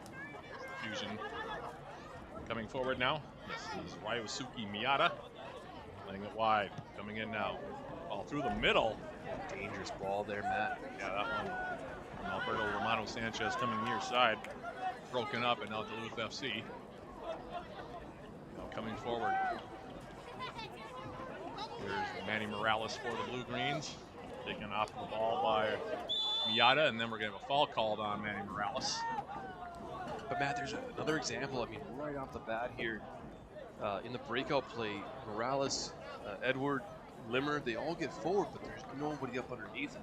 Yeah. Right? So there's just a massive gap there in the midfield, and you're always going to be numbers down in that kind of situation. You would think, I mean, a minute into the half, there can't be tired legs. That's just a matter of just staying kind of dialed into the game and staying connected to play.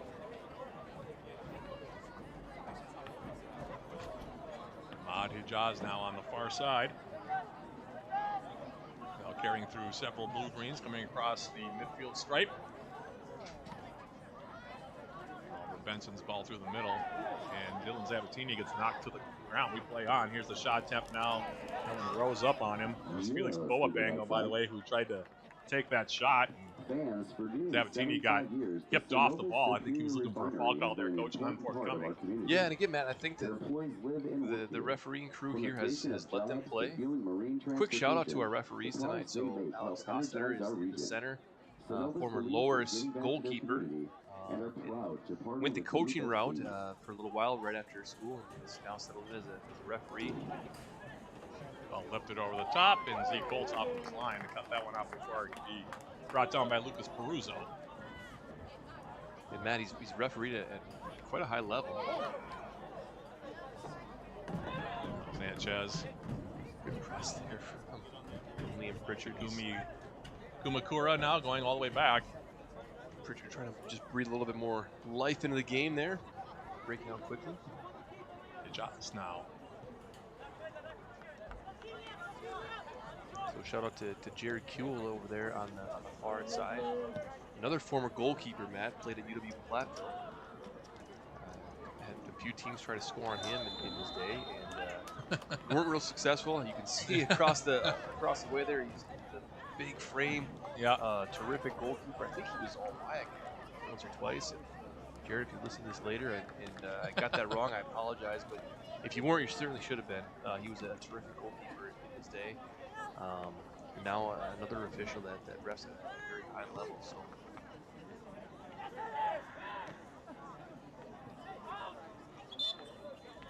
Throw coming up now for Duluth FC near side. It's about 4 minutes elapsed here in the second half. Like I said, it's been a very strategic game here so far. There has not been certainly a lot of chances here. You're talking about two teams that scored a lot of goals a year ago. The touch is just not there. Off the foot that time of Miles Edmondson. A little bit too close proximity there, I think, for the Blue Greens to make a passing play there. Throw coming in now from Nicola Lai, who made of Italy. Throwing this ball in, and now it'll be cleared out again by the Blue Greens. So we know the throw here coming up for the Fusion. Matt, a lot of activity there across the way on the Duluth bench. Lai will take the throw. Taking it wide now into the corner. They just put a couple of Blue Green defenders. Now Morales has dispossessed him. Nyes, Morales. Kumakura heading into the middle. The Jazz. Benson's ball through the middle. Solaris able to break that one up. Now the Blue Greens off the turnover, trying to counter back. Here's Liam Pritchard. Laying it into space now, looking for Josh Bellamy. Bellamy now trying to come over, and it'll be knocked out of play there by his Jazz. Getting Josh Bellamy into space is always a good idea with that speed that he has. Yeah, Matt, he runs about a 4.40, so and now we're going to have a foul called on Liam Pritchard, who feels like he was fouled on that far side. Randall had ball from shoulder to shoulder. There'll be a free kick here coming up now for the Fusion. Jazz now on the outside. Minute a ride, and well played there by Duluth FC's Miles Edmondson. Calm head ball back to Zeke Fultz. Made one big save in that first half. And an attempt in the middle just before the end of the half from Alberto Romano Sanchez, and now near turnover here. Edmondson now. Nice. And go back to Edmondson, and well read that time defensively. Miata off the turnover. Top of the blue-green 18. Here's the shot, and that one comes in off the left foot of Miata. He had a lot of pop to that shot, man. He did. He got a lot of that one with the left foot. Holds up to the challenge there. And we play on scoreless. Here's Bellamy now in the middle. Charlie Wood. And now another turnover. In fact, there's going to be a foul now, and there's going to be a yellow card, I think, issued for Boabang. He had a couple of, or it's just going to be a verbal warning. Nope, it is going to be our first card. It comes in the 52nd minute. That's a yellow card. For Felix Boabang. Yeah, man, I think that's the appropriate call. I think it's one of those where it's not just that foul. I mean, I think the foul was a bit late, but I do think it's probably an accumulation that we're talking about. There were a couple. Had quite a few in the first half. Yeah, yeah. So you use the persistent infringement phrase on that one. Here's Charlie Wood now off the restart outside. Bellamy now. One of the things I'm noticing here, Coach, is that the Fusion are closing the ball very quickly. Yeah, Matt, again, they've been really intentional in the way that they press. It's really forced Duluth to have to deal with a lot as they try to build out. All in the space now. Here's Kumakura. Sanchez now to the far side of the field. That ball kept in, at least for now. And still in play. Sabatini now against Romano Sanchez. Solaris. Charlie Wood. Now here's some space for Miata. That big shot a moment ago, tried to force the ball through to the outside now. Dylan Ellingson. Benson now on the outside. Coming into the 18. Now cross comes in. Here's the shot attempt, and that one will go wide. Kind of a half bicycle attempt there by Romano Sanchez. Yeah, I think he got caught in between two thoughts. Got a couple subs lined up here, Matt, right on cue. Substitution coming off the field for the Blue Greens. Number 24, Manny Morales. So Manny Morales is going to be the first to give way here for the Blue Greens. Comes out the 54th minute. And that's going to be Felipe Santos, I believe, that comes in this game. Coming in for the Blue Greens, number 7, Felipe Santos. So Santos, who dangerous wing player, as we saw a year ago for Duluth FC. Yeah, Matt, he can really be a game breaker. Bolts near side. Edmondson heading into the middle. Here's Nyes. It'll be interesting to see how Nyes and Santos sort of link up in the half space that we talked about in the first half. Boateng, he's playing on a yellow card already. Yeah, and he's got to be smart. I don't think they're going to give a card on that kind of a foul, but again, if he starts to get into that accumulation section, he's picking up a lot of it in transition. That becomes that tactical foul. He's got to be careful that he's not on the receiving end of the card. And now a throw here for the Fusion near side. It'll be their first substitution of the game. We'll see who checks out of this game for Coach Alex Trent and company. It's going to be, in fact, Lucas Peruzzo who will come out.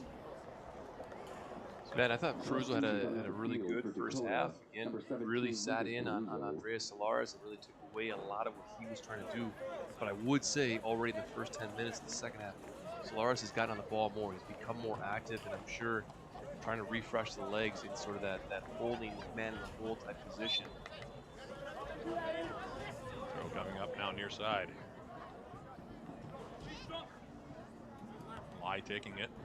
By the way, the substitute in the game, Toshiki Makimoto, who had a goal against Toshiki Makimoto. Who had a goal against Minnesota Blizzard on Saturday. And Sanchez. Skies one toward midfield. Sabatini's timing on a ball like that. It's so hard when a goalkeeper gets underneath the ball so much like that to judge it in the air. And apparently not hard for Sabatini. He just times his jumps. He's approached so well, man. We'll have a free kick now coming up. That foul on Duluth FC. Fans, Cirrus is the recognized global leader in personal aviation and is expanding in Duluth. Voted as Duluth's best large employer. Jaws now will restart the play. Going back now. Sanchez. 401k match and career growth opportunities. Vicente Sanchez playing it over the top. Now a Porter in a foot race with Boateng, and now we're going to have a foul called on Nathan Porter, I believe. And he's going to get a yellow card and also gets banged up for his troubles. He's now down on the turf to our right. Yeah, man, he's coming back from a lower leg injury. Hopefully not a re-aggravation of that. He was out for his entire college season in the fall. So they're going to call the training staff on here. 57th minute. Christy Wilkie going to make her way onto the field here. I would assume if he comes off, it'll be Jake Starling that'll go on for him. Yeah, Starling getting the rare opportunity to start on the bench today. He's, of course, been such a fixture in the lineup for all these years that it does look like it is Starling who is beginning to loosen up over there, Coach. Yeah, man, and I would assume, he does come on. I kind of wonder if Sabatini go to the left and Starling on the right. Jake is more of a right center back. Obviously, Sabatini is a right-footed Brazilian player. Started on the right tonight, but played a lot on the left center back last year. Yeah, Starling right now looks like he's getting ready to check into this game. And they're going to send him into this game. They're going to take out Nathan Porter, and it'll be a free kick here coming up now for the Fusion at an angle as Porter very gingerly walking off the playing surface. So Starling comes in. I figured it was only a matter of time before Jake Starling came into the game. Blue Greens coming off the field, number 4, Nathan Porter. Let's give him a round of applause. Yeah, and I guess a silver lining there. Obviously, we hope Nathan Porter's okay. Getting your captain on in this kind of situation where again, things haven't seemed to really, materialize for Duluth. You get some of that senior leadership on, and hope that that kind of starts to just kind of right the ship a little bit. Miata standing over this one now, about 30 yards away from goal. For the yellow card. And then subsequent exit of the game with Nathan Porter. And now he overcooks the ball to the back post. Okay, when you take free kicks and that ends up being the result, you always feel kind of bad about it. Yeah. That's how I always felt. It was kind of nobody there, wasn't it? Yeah. Yeah. As off the restart now, Foltz. Now to the outside, dangerous play there from Zeke Foltz. Not used to this. You want your goalkeeper to be calm on the ball. I think that might be a little bit too calm for Zeke. He certainly doesn't look bothered by it. No, Solaris. Turn pass from Foltz. And if the byproduct is, Matt, just calmly getting the ball into your 6, your Andrea Solaris. Here now is Liam Pritchard making a move around. Benson on the outside, coming into the 18, gets it out on top. Josh Bellamy gets stood up, comes right back for Pritchard. Now he tries to take it deep, try to get a cross away, now still handling it. Turns, gets a shot, and that one will deflect out into the arms of Sanchez. I thought it might get out for a corner kick there. Matt, that's probably the most dangerous play of the second half so far, and it certainly looks better than anything we saw in the first half. And again, I think, so again, maybe Zeke a little too casual with the ball, but the byproduct of that was they were able to bait Dakota into pressing high. They were able to get the ball into Solaris in their breakout. They're going to call a foul on Limmer. That looks like on the far side. Tyler Limmer, not a guy who normally gets called for a lot of fouls. As we're into the 60th minute now, still scoreless. Matt, I think that's exactly what Duluth needed to do, was start to get the ball onto Solaris more in their build-out. And Sanchez now will take it here for the Fusion. He promptly serves it well on a play. That's another one of those where you just, I'm not sure where he was trying to go with that one, but clearly mishit it. Now there's a ball flicked into space. Here's Nyes coming in at an angle against Makura, and that one will get out for a corner kick. Although by the hair of a chinny chin chin there on that far side. Yeah, but Matt, look, you think about just in the last couple minutes here, how much more dangerous has Duluth looked. This is starting to look a lot more like this side that we've kind of grown accustomed to. Richard now will take this corner kick. First of the second half. Floats it back post. Sabatini rising for it. Now here's Starling. Playing it into the middle. A lot of bodies in there right now. Popped into the air. Now here's Starling. Taking it wide. Play it out. Off of Miata. It'll be a throw here coming up. Yeah, I wonder if they'll start to have Jake Starling take some of these throws too and aim for some of those deep throw-ins that he's got in his bag. Base on toast for the Blue Greens, and now it's going to be cleared. Bang now. In a foot race far side of the field. I'm going 1-on-3.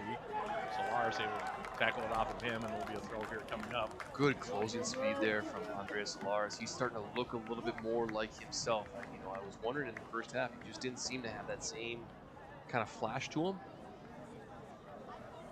And these first 16 minutes of the second half have been really good for Solaris. This ball now headed out by Bellamy on the far side. We'll have a throw here coming up for the Fusion. Throw comes in. Benson now on the outside. Pritchard able to strip him of the ball. Now Duluth FC trying to counter back again. Now a ball in the space looking for Tyler Limmer coming off of his line. Sanchez and pump it forward. And they're going to call a foul on Limmer, it looks like, and give him a yellow card here. Again, that's sort of a rare call against Tyler Limmer, coach. You don't see that real often. Yeah. Well, man, I will say I think he clipped the goalkeeper. Obviously, if you come sliding in, if you don't get a piece of the ball, you open yourself up to a call and maybe a card, but you can't really fault him for just trying everything. No, yeah, he was just trying to run that ball down. Yeah, I mean, Limmer one of the cleanest players you see. Yeah, and he made the slide 40 yards out from the end line, so it's not like he knows it's the goalkeeper he's going into. He's got equal right to the ball, but that's one of those risk versus reward. He'll probably take the card here and just say, chalk that up. If I put enough pressure on the goalkeeper, eventually something good's going to happen. I will go back to his movement, Matt, and the way he baited the defender in. If you get a chance to watch on the replay, watch how he baits the defender in, checks off, and then moves into the space he creates. Really class movement from Tyler Limmer there. Josh Bellamy on the throw here for the Blue Greens. Richard now giving it off. Here's Charlie Wood to the outside. Pritchard back for Wood, edge of the 18. Duluth FC not able to get a positive touch on the ball, and now here is Makimoto trying to come back the other direction. Good step there from Josh Bellamy. Now Ellingson going wide with it. Now ball in the middle. Boabeng now with a shot attempt, and boy, did he get that one well off the mark. I think couldn't get around on that ball. Yeah, Matt, he's done really well to get himself in some threatening positions tonight. Just kind of lacked that finishing touch, and I'm assuming Duluth doesn't want to give him too many more opportunities to try to get it figured out. Now here's a turnover by the Blue Greens, and then set right back by the Fusion. Now here's Nyes. Edward Nyes now to the outside. Game can open up just a little bit here. And Pritchard dispossessed of the ball. Matt, that's when they have to just keep possession. Pritchard. Another turnover here. Now into space, and that was about 3 or 4 yards offside there. Akimoto was off. It was Boabeng, I think. They both were off. And I would have to see it back, Matt. I'm not sure if Boabeng was or not, but Akimoto definitely made enough of a play at the ball to be a factor. Now on the outside, here's Pritchard. Liam Pritchard now. Takes it wide. And then has a heavy touch. Probably should have just crossed that ball in, Coach, would be my guess. Yeah. Tyler Limmer was in toward the 6, and is a proven goal scorer. You would want to get him the ball, I think, in the 6th instead of trying to take it so far down. Yeah, and I mean, if it's a softer second touch, we're all probably praising it because I mean, he has the speed to get the guy around the corner there and to be a more dangerous play. Just it's a heavy touch, and you move on, right? Yep. So substitution, obviously here, Matt. So Charlie Wood coming off. Yep. Felipe Oliveira, another one of your players coming into the year. And this ball now will go out of play. Goal kick here coming up, looks like, for the Fusion. So teams will meet again in 3 days' time. Jim Gata Stadium in Moorhead, Minnesota. That'll be a 7 p.m. game. That'll be this coming Saturday. In fact, the Blue Greens are going to be on the road for a couple of weeks here.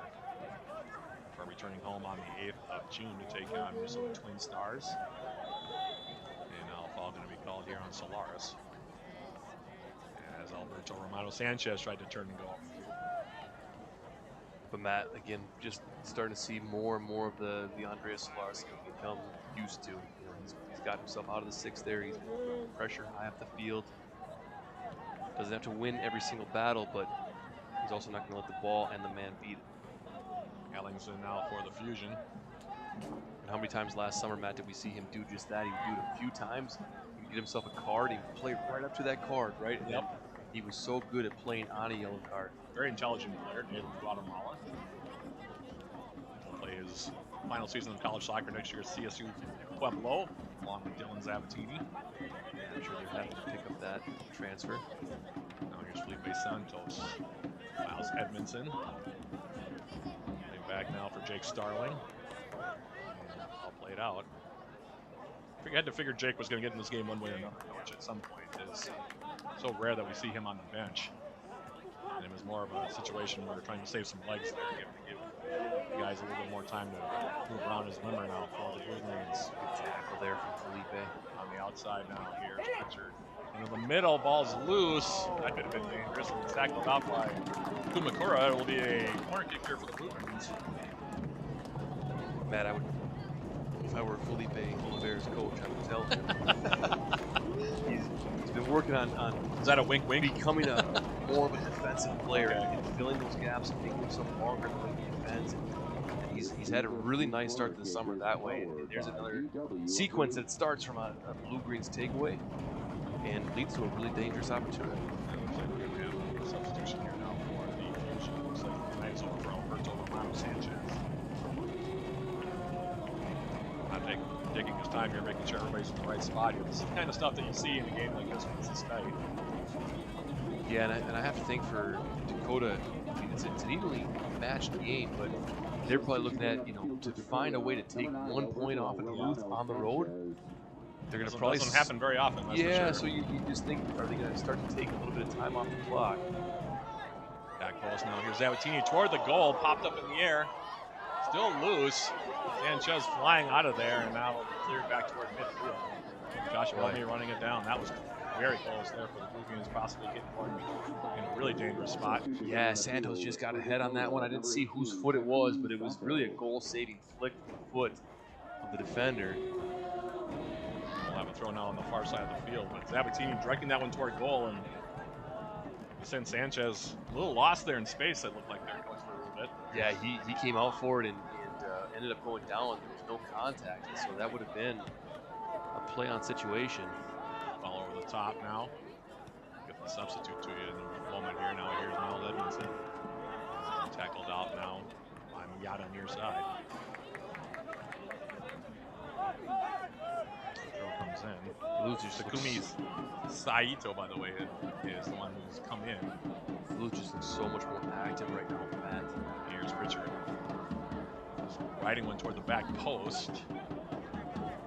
Trying to keep it in now. And a nice job too with Santos, but now it'll be, excuse me, over there, and now will be a goal kick here coming up. But yeah, starting to find a little bit of space now with which to work. It's in the confusion, kept things pretty tight in the first half. Blue Greens being, like I said, to find some more space here as the game moves on. We're in the 70th minute. And this is kind of shaping up to one of those games where it's going to be a play here, a play there, because make the difference here. You see Johnson coming forward. Now here's another turnover. Nice. Well, again, the second half has been so much better, but really the last 12 minutes or so really started to look a lot more like the Duluth that we've seen in games past and years past. Edmondson now back here. Starling. Jake Starling now for the Blue Greens, and in the middle here, Solaris. Dropped back now a little bit more.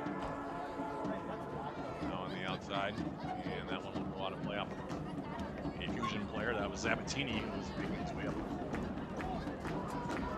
Bellamy. And that one will go out of play. Coming in now, here's Nyes getting a step around. Crossing it into the middle, here's Limmer. Ball still loose. Santos nearly getting there, and now cleared away. That could have been very dangerous. Now ball going to be called here on Sabatini. Yeah, Matt, and I'm a little bit surprised that one wasn't carded again, just for that tactical foul. Again, it's consistent with what the ref's done tonight, though. Now here's Fultz coming off of his line to keep that away from Makamoto. Found a little bit of space in the middle. I was waiting for the flag to go up there, but apparently not. Yeah, I thought Makamoto, he was really close. Looking at the AR on this side was maybe just a step behind it, but I'm going to take his word for it. And that way we can give Zeke the credit for coming off his line and doing so well there as the goalkeeper. There's Oliveira now outside Santos. The two Felipe's linking up. Now Oliveira again, back for Santos. Edge of the 18. Felipe Santos trying to cross it in and reflect out off of Nomar Ogaz. It'll be a, they didn't say he was offside. They are going to say that on that far side. I didn't see the flag go up initially, but that's going to be the call. Matt, another takeaway there for Felipe Oliveira. Just filling that space and sitting in those pockets defensively. He's been very opportunistic here since he's gotten on. Off the restart now, here's Takumi Kumakura. In catch with Sanchez. They're just sitting it back and forth at the moment. Now long ball forward. Nobody in a yellow jersey close to that one. Fusion playing a little less tightly than they did in the first half, Coach. I'm wondering if that's just because of the flow of the game, the legs starting to get a little bit more heavy. Yeah, Matt, and as Duluth has possessed the ball better and they've gotten into better pockets. Ball over the top from Nyes, running it with Pritchard on the far side. Now Solaris, back for Nyes. And Andres Solaris, and just showing his quality there, Matt. Like, just, you see him take the little half step away from the ball just to give himself a little space. That'll have to be a card, I'm sure. It's going to be a foul, I think, on Oliver Benson far side. A yellow card. And Duluth FC starting to find some space now to work with. Didn't have much in the first half. 73rd minute here. Free kick for the Blue Greens. Duluth FC, good team on free kicks, as we've seen in the past. Both goals against Siouxland United on Saturday came on free kicks, Coach, and their most dangerous opportunity a few moments back came off of a free kick as well. A couple players standing over now on that far side. Nyes on the right foot. Man, there's teams that are really good at set pieces, and there's teams that just get a lot of set pieces. I think Duluth is maybe the latter. I mean, they're good on set pieces, but they just get so many of them in dangerous positions because of the way that they play. and it's sort of a success by attrition kind of thing. Smith to do it again here. Nye standing over this one on the right foot. Edmondson on the left foot. Now Nye's back post, and that one headed out, and it'll be a corner kick here. Trying to hit Starling back post. That's a set play. They try to catch Starling on the back side of the 6, and then he's going to usually try to flick that ball across toward the front of the goal. Yeah, Matt, just a couple of hesitation runs to try to freeze the back line, freeze the goalkeeper, try to give your runners a bit of a head start on the run. But again, Matt, in the last 15 minutes now, so much better. You just hope for Duluth's sake that it's not a game where one can say we would have played the first 60 minutes like we played the last 30. Maybe things would have gone a little bit more favorable. Eyes on the corner kick, back post, over the top of everybody. To the 18, headed wide, and it'll be a throw here for the Blue Greens. What are they going to call? Yeah, Jake Starling just a little bit of a smile there as he ran by the center official. Did they call a foul on him? I guess they did. Yeah, and I'm sure he's kind of saying to the center official, Alex Hostetter, just not sure how I followed him with my back, but yeah, I'm not sure how that happened. Yeah, Sanchez will give it a ride.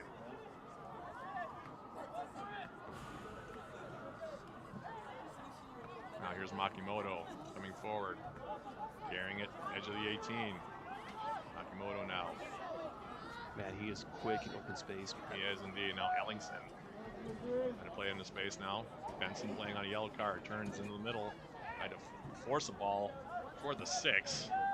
And now cleared away by the Blue Greens defensively. Here's Limmer. Tyler Limmer for the Blue Greens.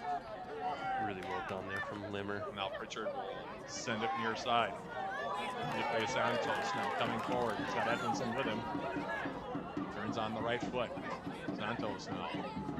Leave it off. Here's Felipe Oliveira. Solaris to the outside. Nyes now for the Blue Greens. Turning. Play it back. Now here's Jake Starling.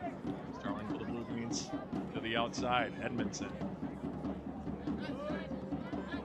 Everybody behind the ball now for the Fusion as Starling distribute for Felipe Oliveira. And zigging instead of zagging on that one. His college teammate Josh Bellamy cutting inside, pass went the outside. I wonder if you... No, Matt, he saw Paul Bobai there on the far side. Yeah, he really should have a penny on over there so he doesn't get confused. From our in-house brewery, providing our guests with a delightful selection. Yeah, that was on-site or at home.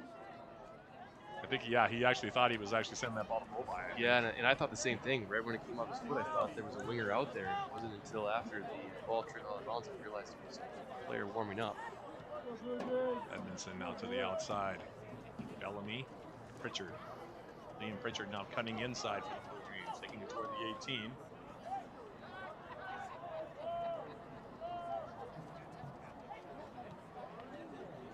Now turnover in midfield. Solaris, Edmondson for the Blue Greens. Duluth FC's had the majority of possession in the second half. Nothing in the back of the net as of yet. And Duluth FC right now trying to do, I think, a little bit too much one-on-one, coach. They got caught with that actually throughout most of the first 3 games. There's opportunities to play out of it, Matt. And you don't mind when a forward gets isolated like that to try to take 1v1, but when your number's up, you really want to try to pass through those situations. Zabatini on the outside. Cutting it outside now. Here's Josh Bellamy. Bellamy looking the ball over the top now. Nyes making a run on. And Ijaz now will play it off of Nyes. There'll be a throw here coming up. Substitution coming on here, Matt? Yeah, for the Fusion, they're going to make a substitution. It looks like it's going to be Dylan Ellingson. That's the third. Yeah, it is going to be Dylan Ellingson, excuse me. That's going to come out of this game. We're in the final 15 minutes. In fact, we're in the 78th minute now. For Dakota, Dylan Ellingson off the field. And the throw coming up now. There's some 8, Matt. Alex Benitez that just came on. Yep. Is that right? I believe you are correct. That's on for the Dakota Fusion. Number 8, Alex Benitez. Now, Miata trying to come forward in the space. Now Santos. Bang playing on a yellow card, flicks it. Now Solaris. Matt confirmed there by Pat Gusher-Sterner. That was Alex Benitez that came on. Yeah. Starling now playing the free ball to the outside. And now Pritchard. And now ball into the blue-green 18 where Zeke Bolts, who hasn't had much to do here the last about 15, 20 minutes. We're going to pick up that ball. Now Edmondson. Santos. Solaris. Bending ball into space. Overhit it though for Edmondson, who's making the run up the near side. FC about to make another substitution here, it appears, in just a moment.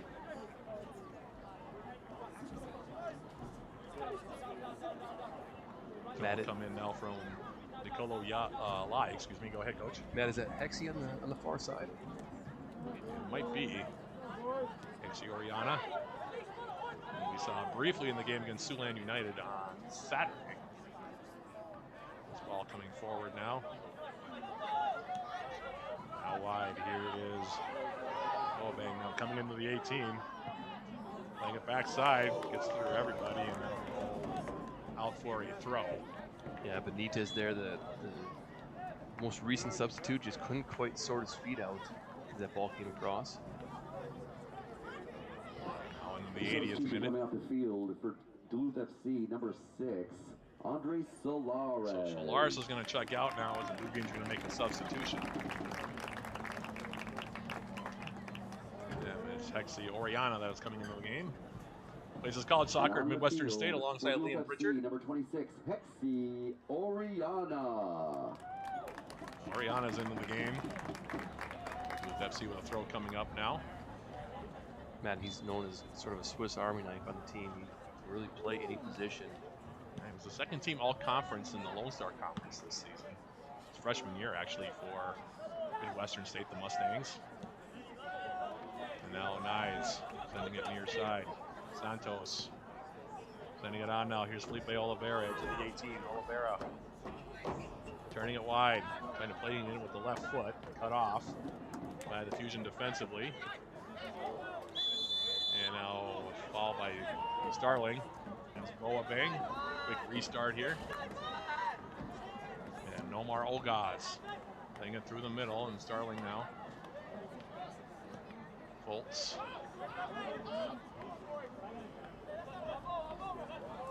And it'll go out of play off of Makamoto. It'll be a throw here coming up for the Blue Greens. 82nd minute. And still, we really haven't had a goal scoring opportunity by either side here. It's been very, very technical throughout. Oliveira now.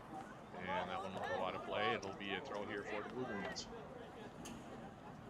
Still 8 minutes and change. Probably 2 or 3 minutes of added time as of now. We would expect. Once we go past the 90 minutes. Here's Oriana now, and he'll go down. Foul going to be called here on Benitez.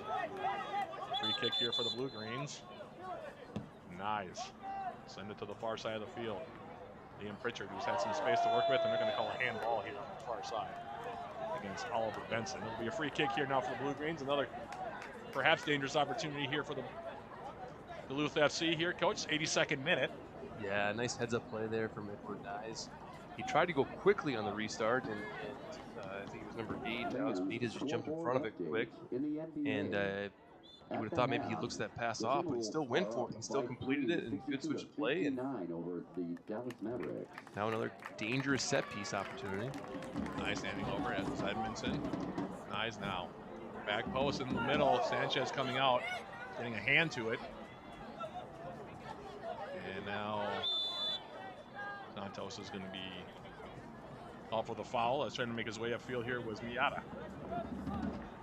Yeah, Matt Sanchez is really, I'm impressed by how much ground he covers on all those set pieces. He really is good at getting off his line. He puts his body on the line and really, he's broken up a lot of plays that could have been a lot more dangerous. Not sure where that ball was going. Now here's Nyes to the outside. Limmer. Tyler Limmer. Pritchard back up on top. Nyes. He'll get a shot away, and that one will just miss. Near post. Edward Nyes making a bid for his first career goal there. Off the turnover, like I said, I didn't know where that pass was headed. Yeah, Limmer did well on it. Dakota Fusion, and I think everybody in the stadium thought that Limmer was going to drag that ball across and try to get that shot off. And just a little back heel and kind of a swing around that ended up on Pritchard and then finally on Denies. And Jaws. Now here's another turnover. Limmer flicking it into the middle, not someone as of yet.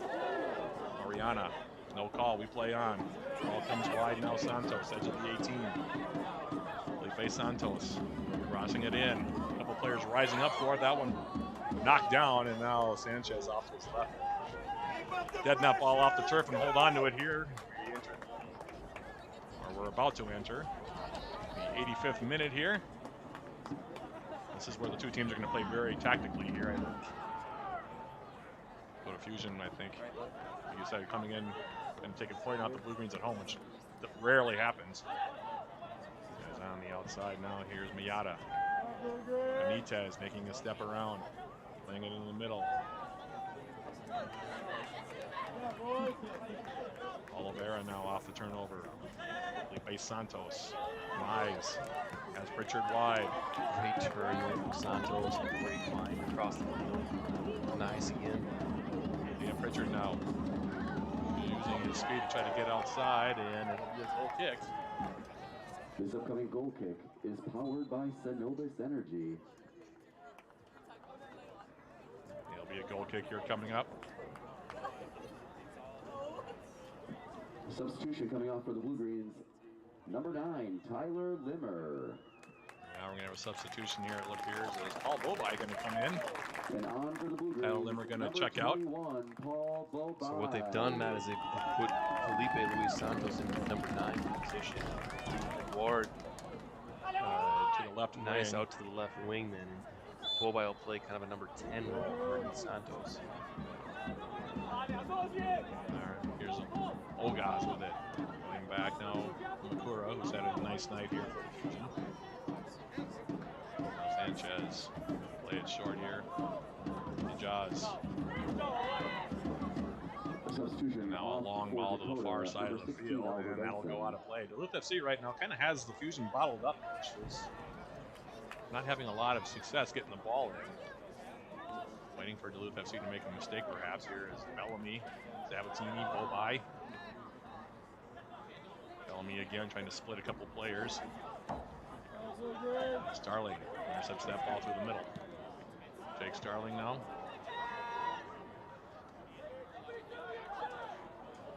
Now a ball in the middle. I'm not sure what Sabatini was doing there. Now turning and getting a shot away and leaving it well high though. Was Boabang. He's had a couple of those where he's had some space and just maybe a little bit rushed on the attempt, coach. And yeah, man, I think the center backs just need to kind of do what they're designed to do and keep that ball in front of them. You know, they've really only gotten in trouble when they've turned back to goal. I understand trying to keep possession, but you know, there's a situation where I think just up and out is not going to be.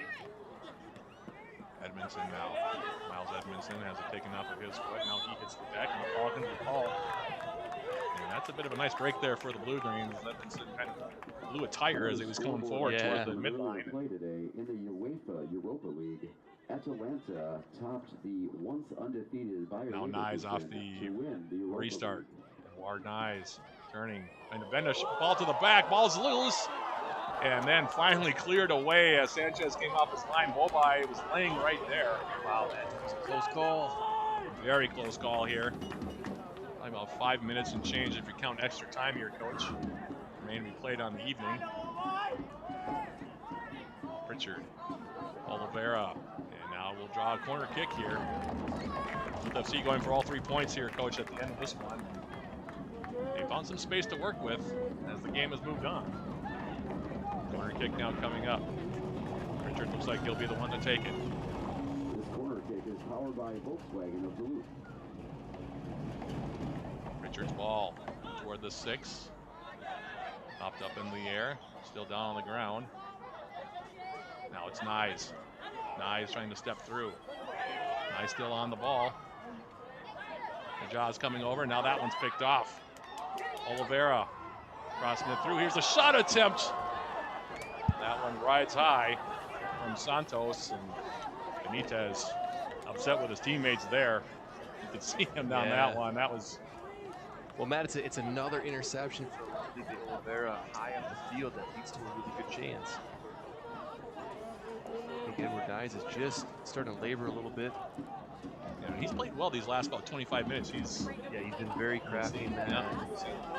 Playmaking ability wise. He had 22 assists in his college season. Well, he's just starting to really play, I think, fearlessly. You know, you see him.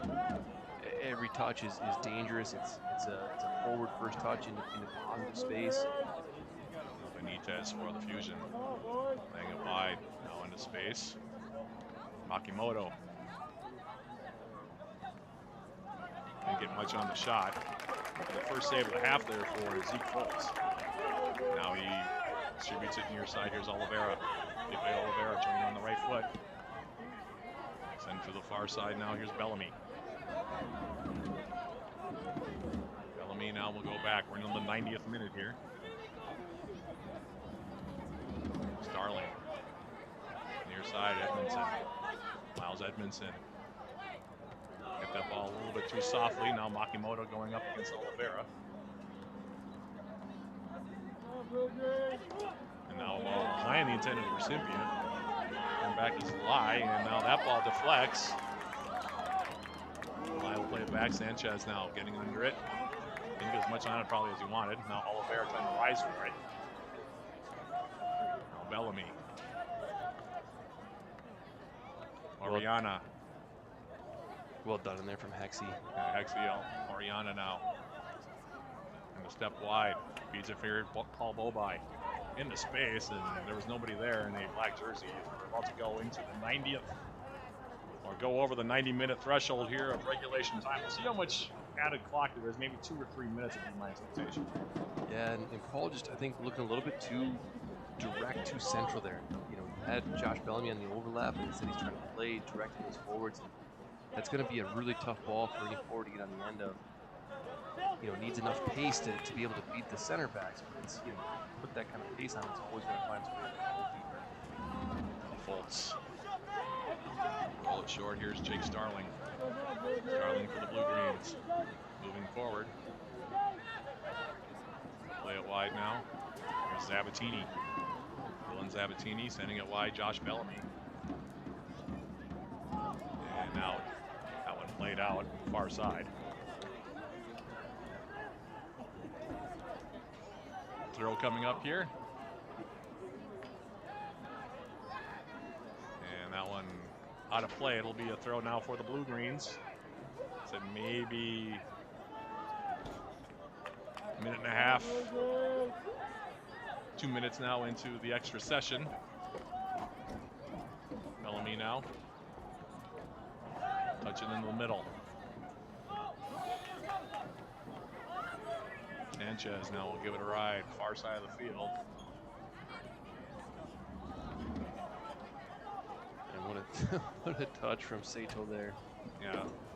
Bring that down. Yeah, able to bring that ball down. Now in the middle here is Edmondson clearing it away. Benitez. Golovin now turning. Run down from behind now. By Knives, and we're going to have one more substitution here. This might be one where we're just trying to take time off the clock. Yeah, get the point. Absolutely. Just trying to take some time off the clock, Matt, and just kind of break the game up a little bit. It'll take some time, I'm sure, for him to come off. You see the center official just trying to send Boabeng off the end line now. Just to try to keep the game going.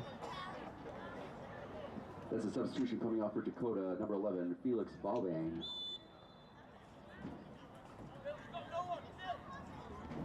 Throw comes in now toward the end line. That one will go out of play. Trying to get to Makimoto. It will be a goal kick here for Fultz.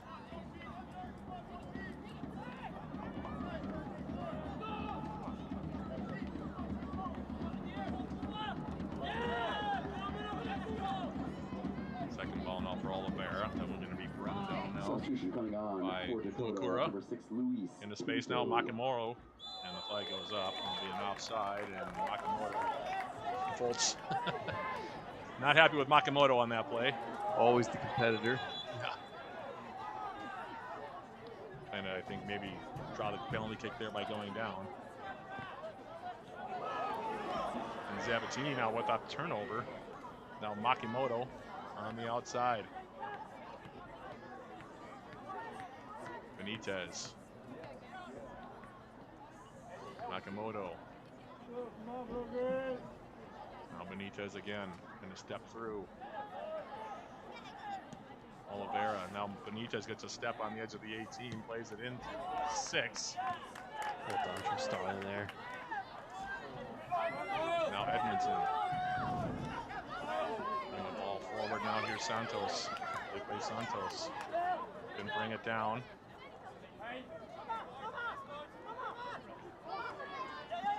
Ogaz now. In the middle. And that's it. As with the full final horn goes, no goals to be scored between these two teams. Duluth FC, better chances in the second half. The Fusion with the better chances probably in that first half, Coach, but when all is said and done, a point each way. Fans, be sure to join And us at our a next 0-0 draw here, and June your final 8th, thoughts on this 7 one. I p.m. think right Duluth here, FC is going to feel like they when let Duluth a FC couple of takes chances on go in that Minnesota second Twin half. Stars. They could Once have again, that's pulled the June full 8th for 3 our points, next home but match. Thanks again for they get a coming out today, point. folks. So do the Fusion. Enjoy Duluth the FC after maintains ourselves their and first put all our place garbage lead in the garbage league. receptacles. Fusion We stays in love second having with you 4 here. points. Can't And wait to see you guys like I back said, on what'd you the think of the game as a whole? Well, man, I think, if I'm the Dakota Fusion staff, I'm probably saying we need a lot more of what we saw in the first 55 minutes, especially in the first half. Really good with their press, really good with their build-out, and then the game got real clumpy for them and just started to go long. For Duluth, I think it's the exact opposite. I think they're going to look at this and say, if we would have played the first 60 minutes like we played the last 30 minutes, we're probably getting out of here with a comfortable 2-3 victory. You mentioned, kind of letting a few chances off the hook, but the reality is, had they been getting those chances all game long, because they were putting that kind of pressure on, they were playing to that sort of intensity level, they'd probably find enough chances where they're getting on the score sheet. So the good news is for either team, they're probably looking at this saying, we can make this right a few days from now. But yeah, Matt, I thought we would maybe see a little bit more there from Duluth in the early minutes of the game. 0-0 your final score, shutouts each way. One way for Zeke Bolts, the other way for Vicente Sanchez. For Dakota Fusion, and these two teams get to do it again in 3 or 4 days. In fact, on Saturday, Jimmy Dodd Stadium in Moorhead, Minnesota, the Fusion. Blue Greens of Duluth FC will meet for the second and final time during the regular season, 7 p.m. You'll kick there, so that'll be the next time Duluth FC plays. Meanwhile, they'll be back at home in a couple of weeks, actually on Saturday, June 8th, taking on Minnesota Twin Stars right here at Walt Hunting Stadium and Marv Heikkinen Field. 7 p.m. the opening kick against Twin Stars. 6:45 pregame with Coach Shirley and Coach Joe. A big thank you to everybody who tuned in. We hope you enjoyed the broadcast, and we hope you'll continue to join us for the rest of the 2024 MPSL North Conference season. For Tara Anderson, who is our lead camera person, Harrison Law, our production engineer, and Coach Joe Moon, this is Matt Johnson one more time repeating the final score. Duluth FC, nothing. Dakota Fusion, nothing. Thanks for watching, everybody. We'll be talking on June 8th. This has been Duluth FC Soccer, brought to you by the Blue Green Stream Team. Yellow Bike Coffee, Played Again Sports, 2-1 Foods, Younger Associates Insurance, Duluth Sign, Minden Marketing, Synovus Energy, Knutson Custom Construction, Arrowhead Printing, Auto Ace Express Lube, D Independent Cleaners, Witsa, Cirrus, Volkswagen of Duluth, Clyde Ironworks, and Whole Foods Co-op. Once again, we look forward to seeing you folks on the 8th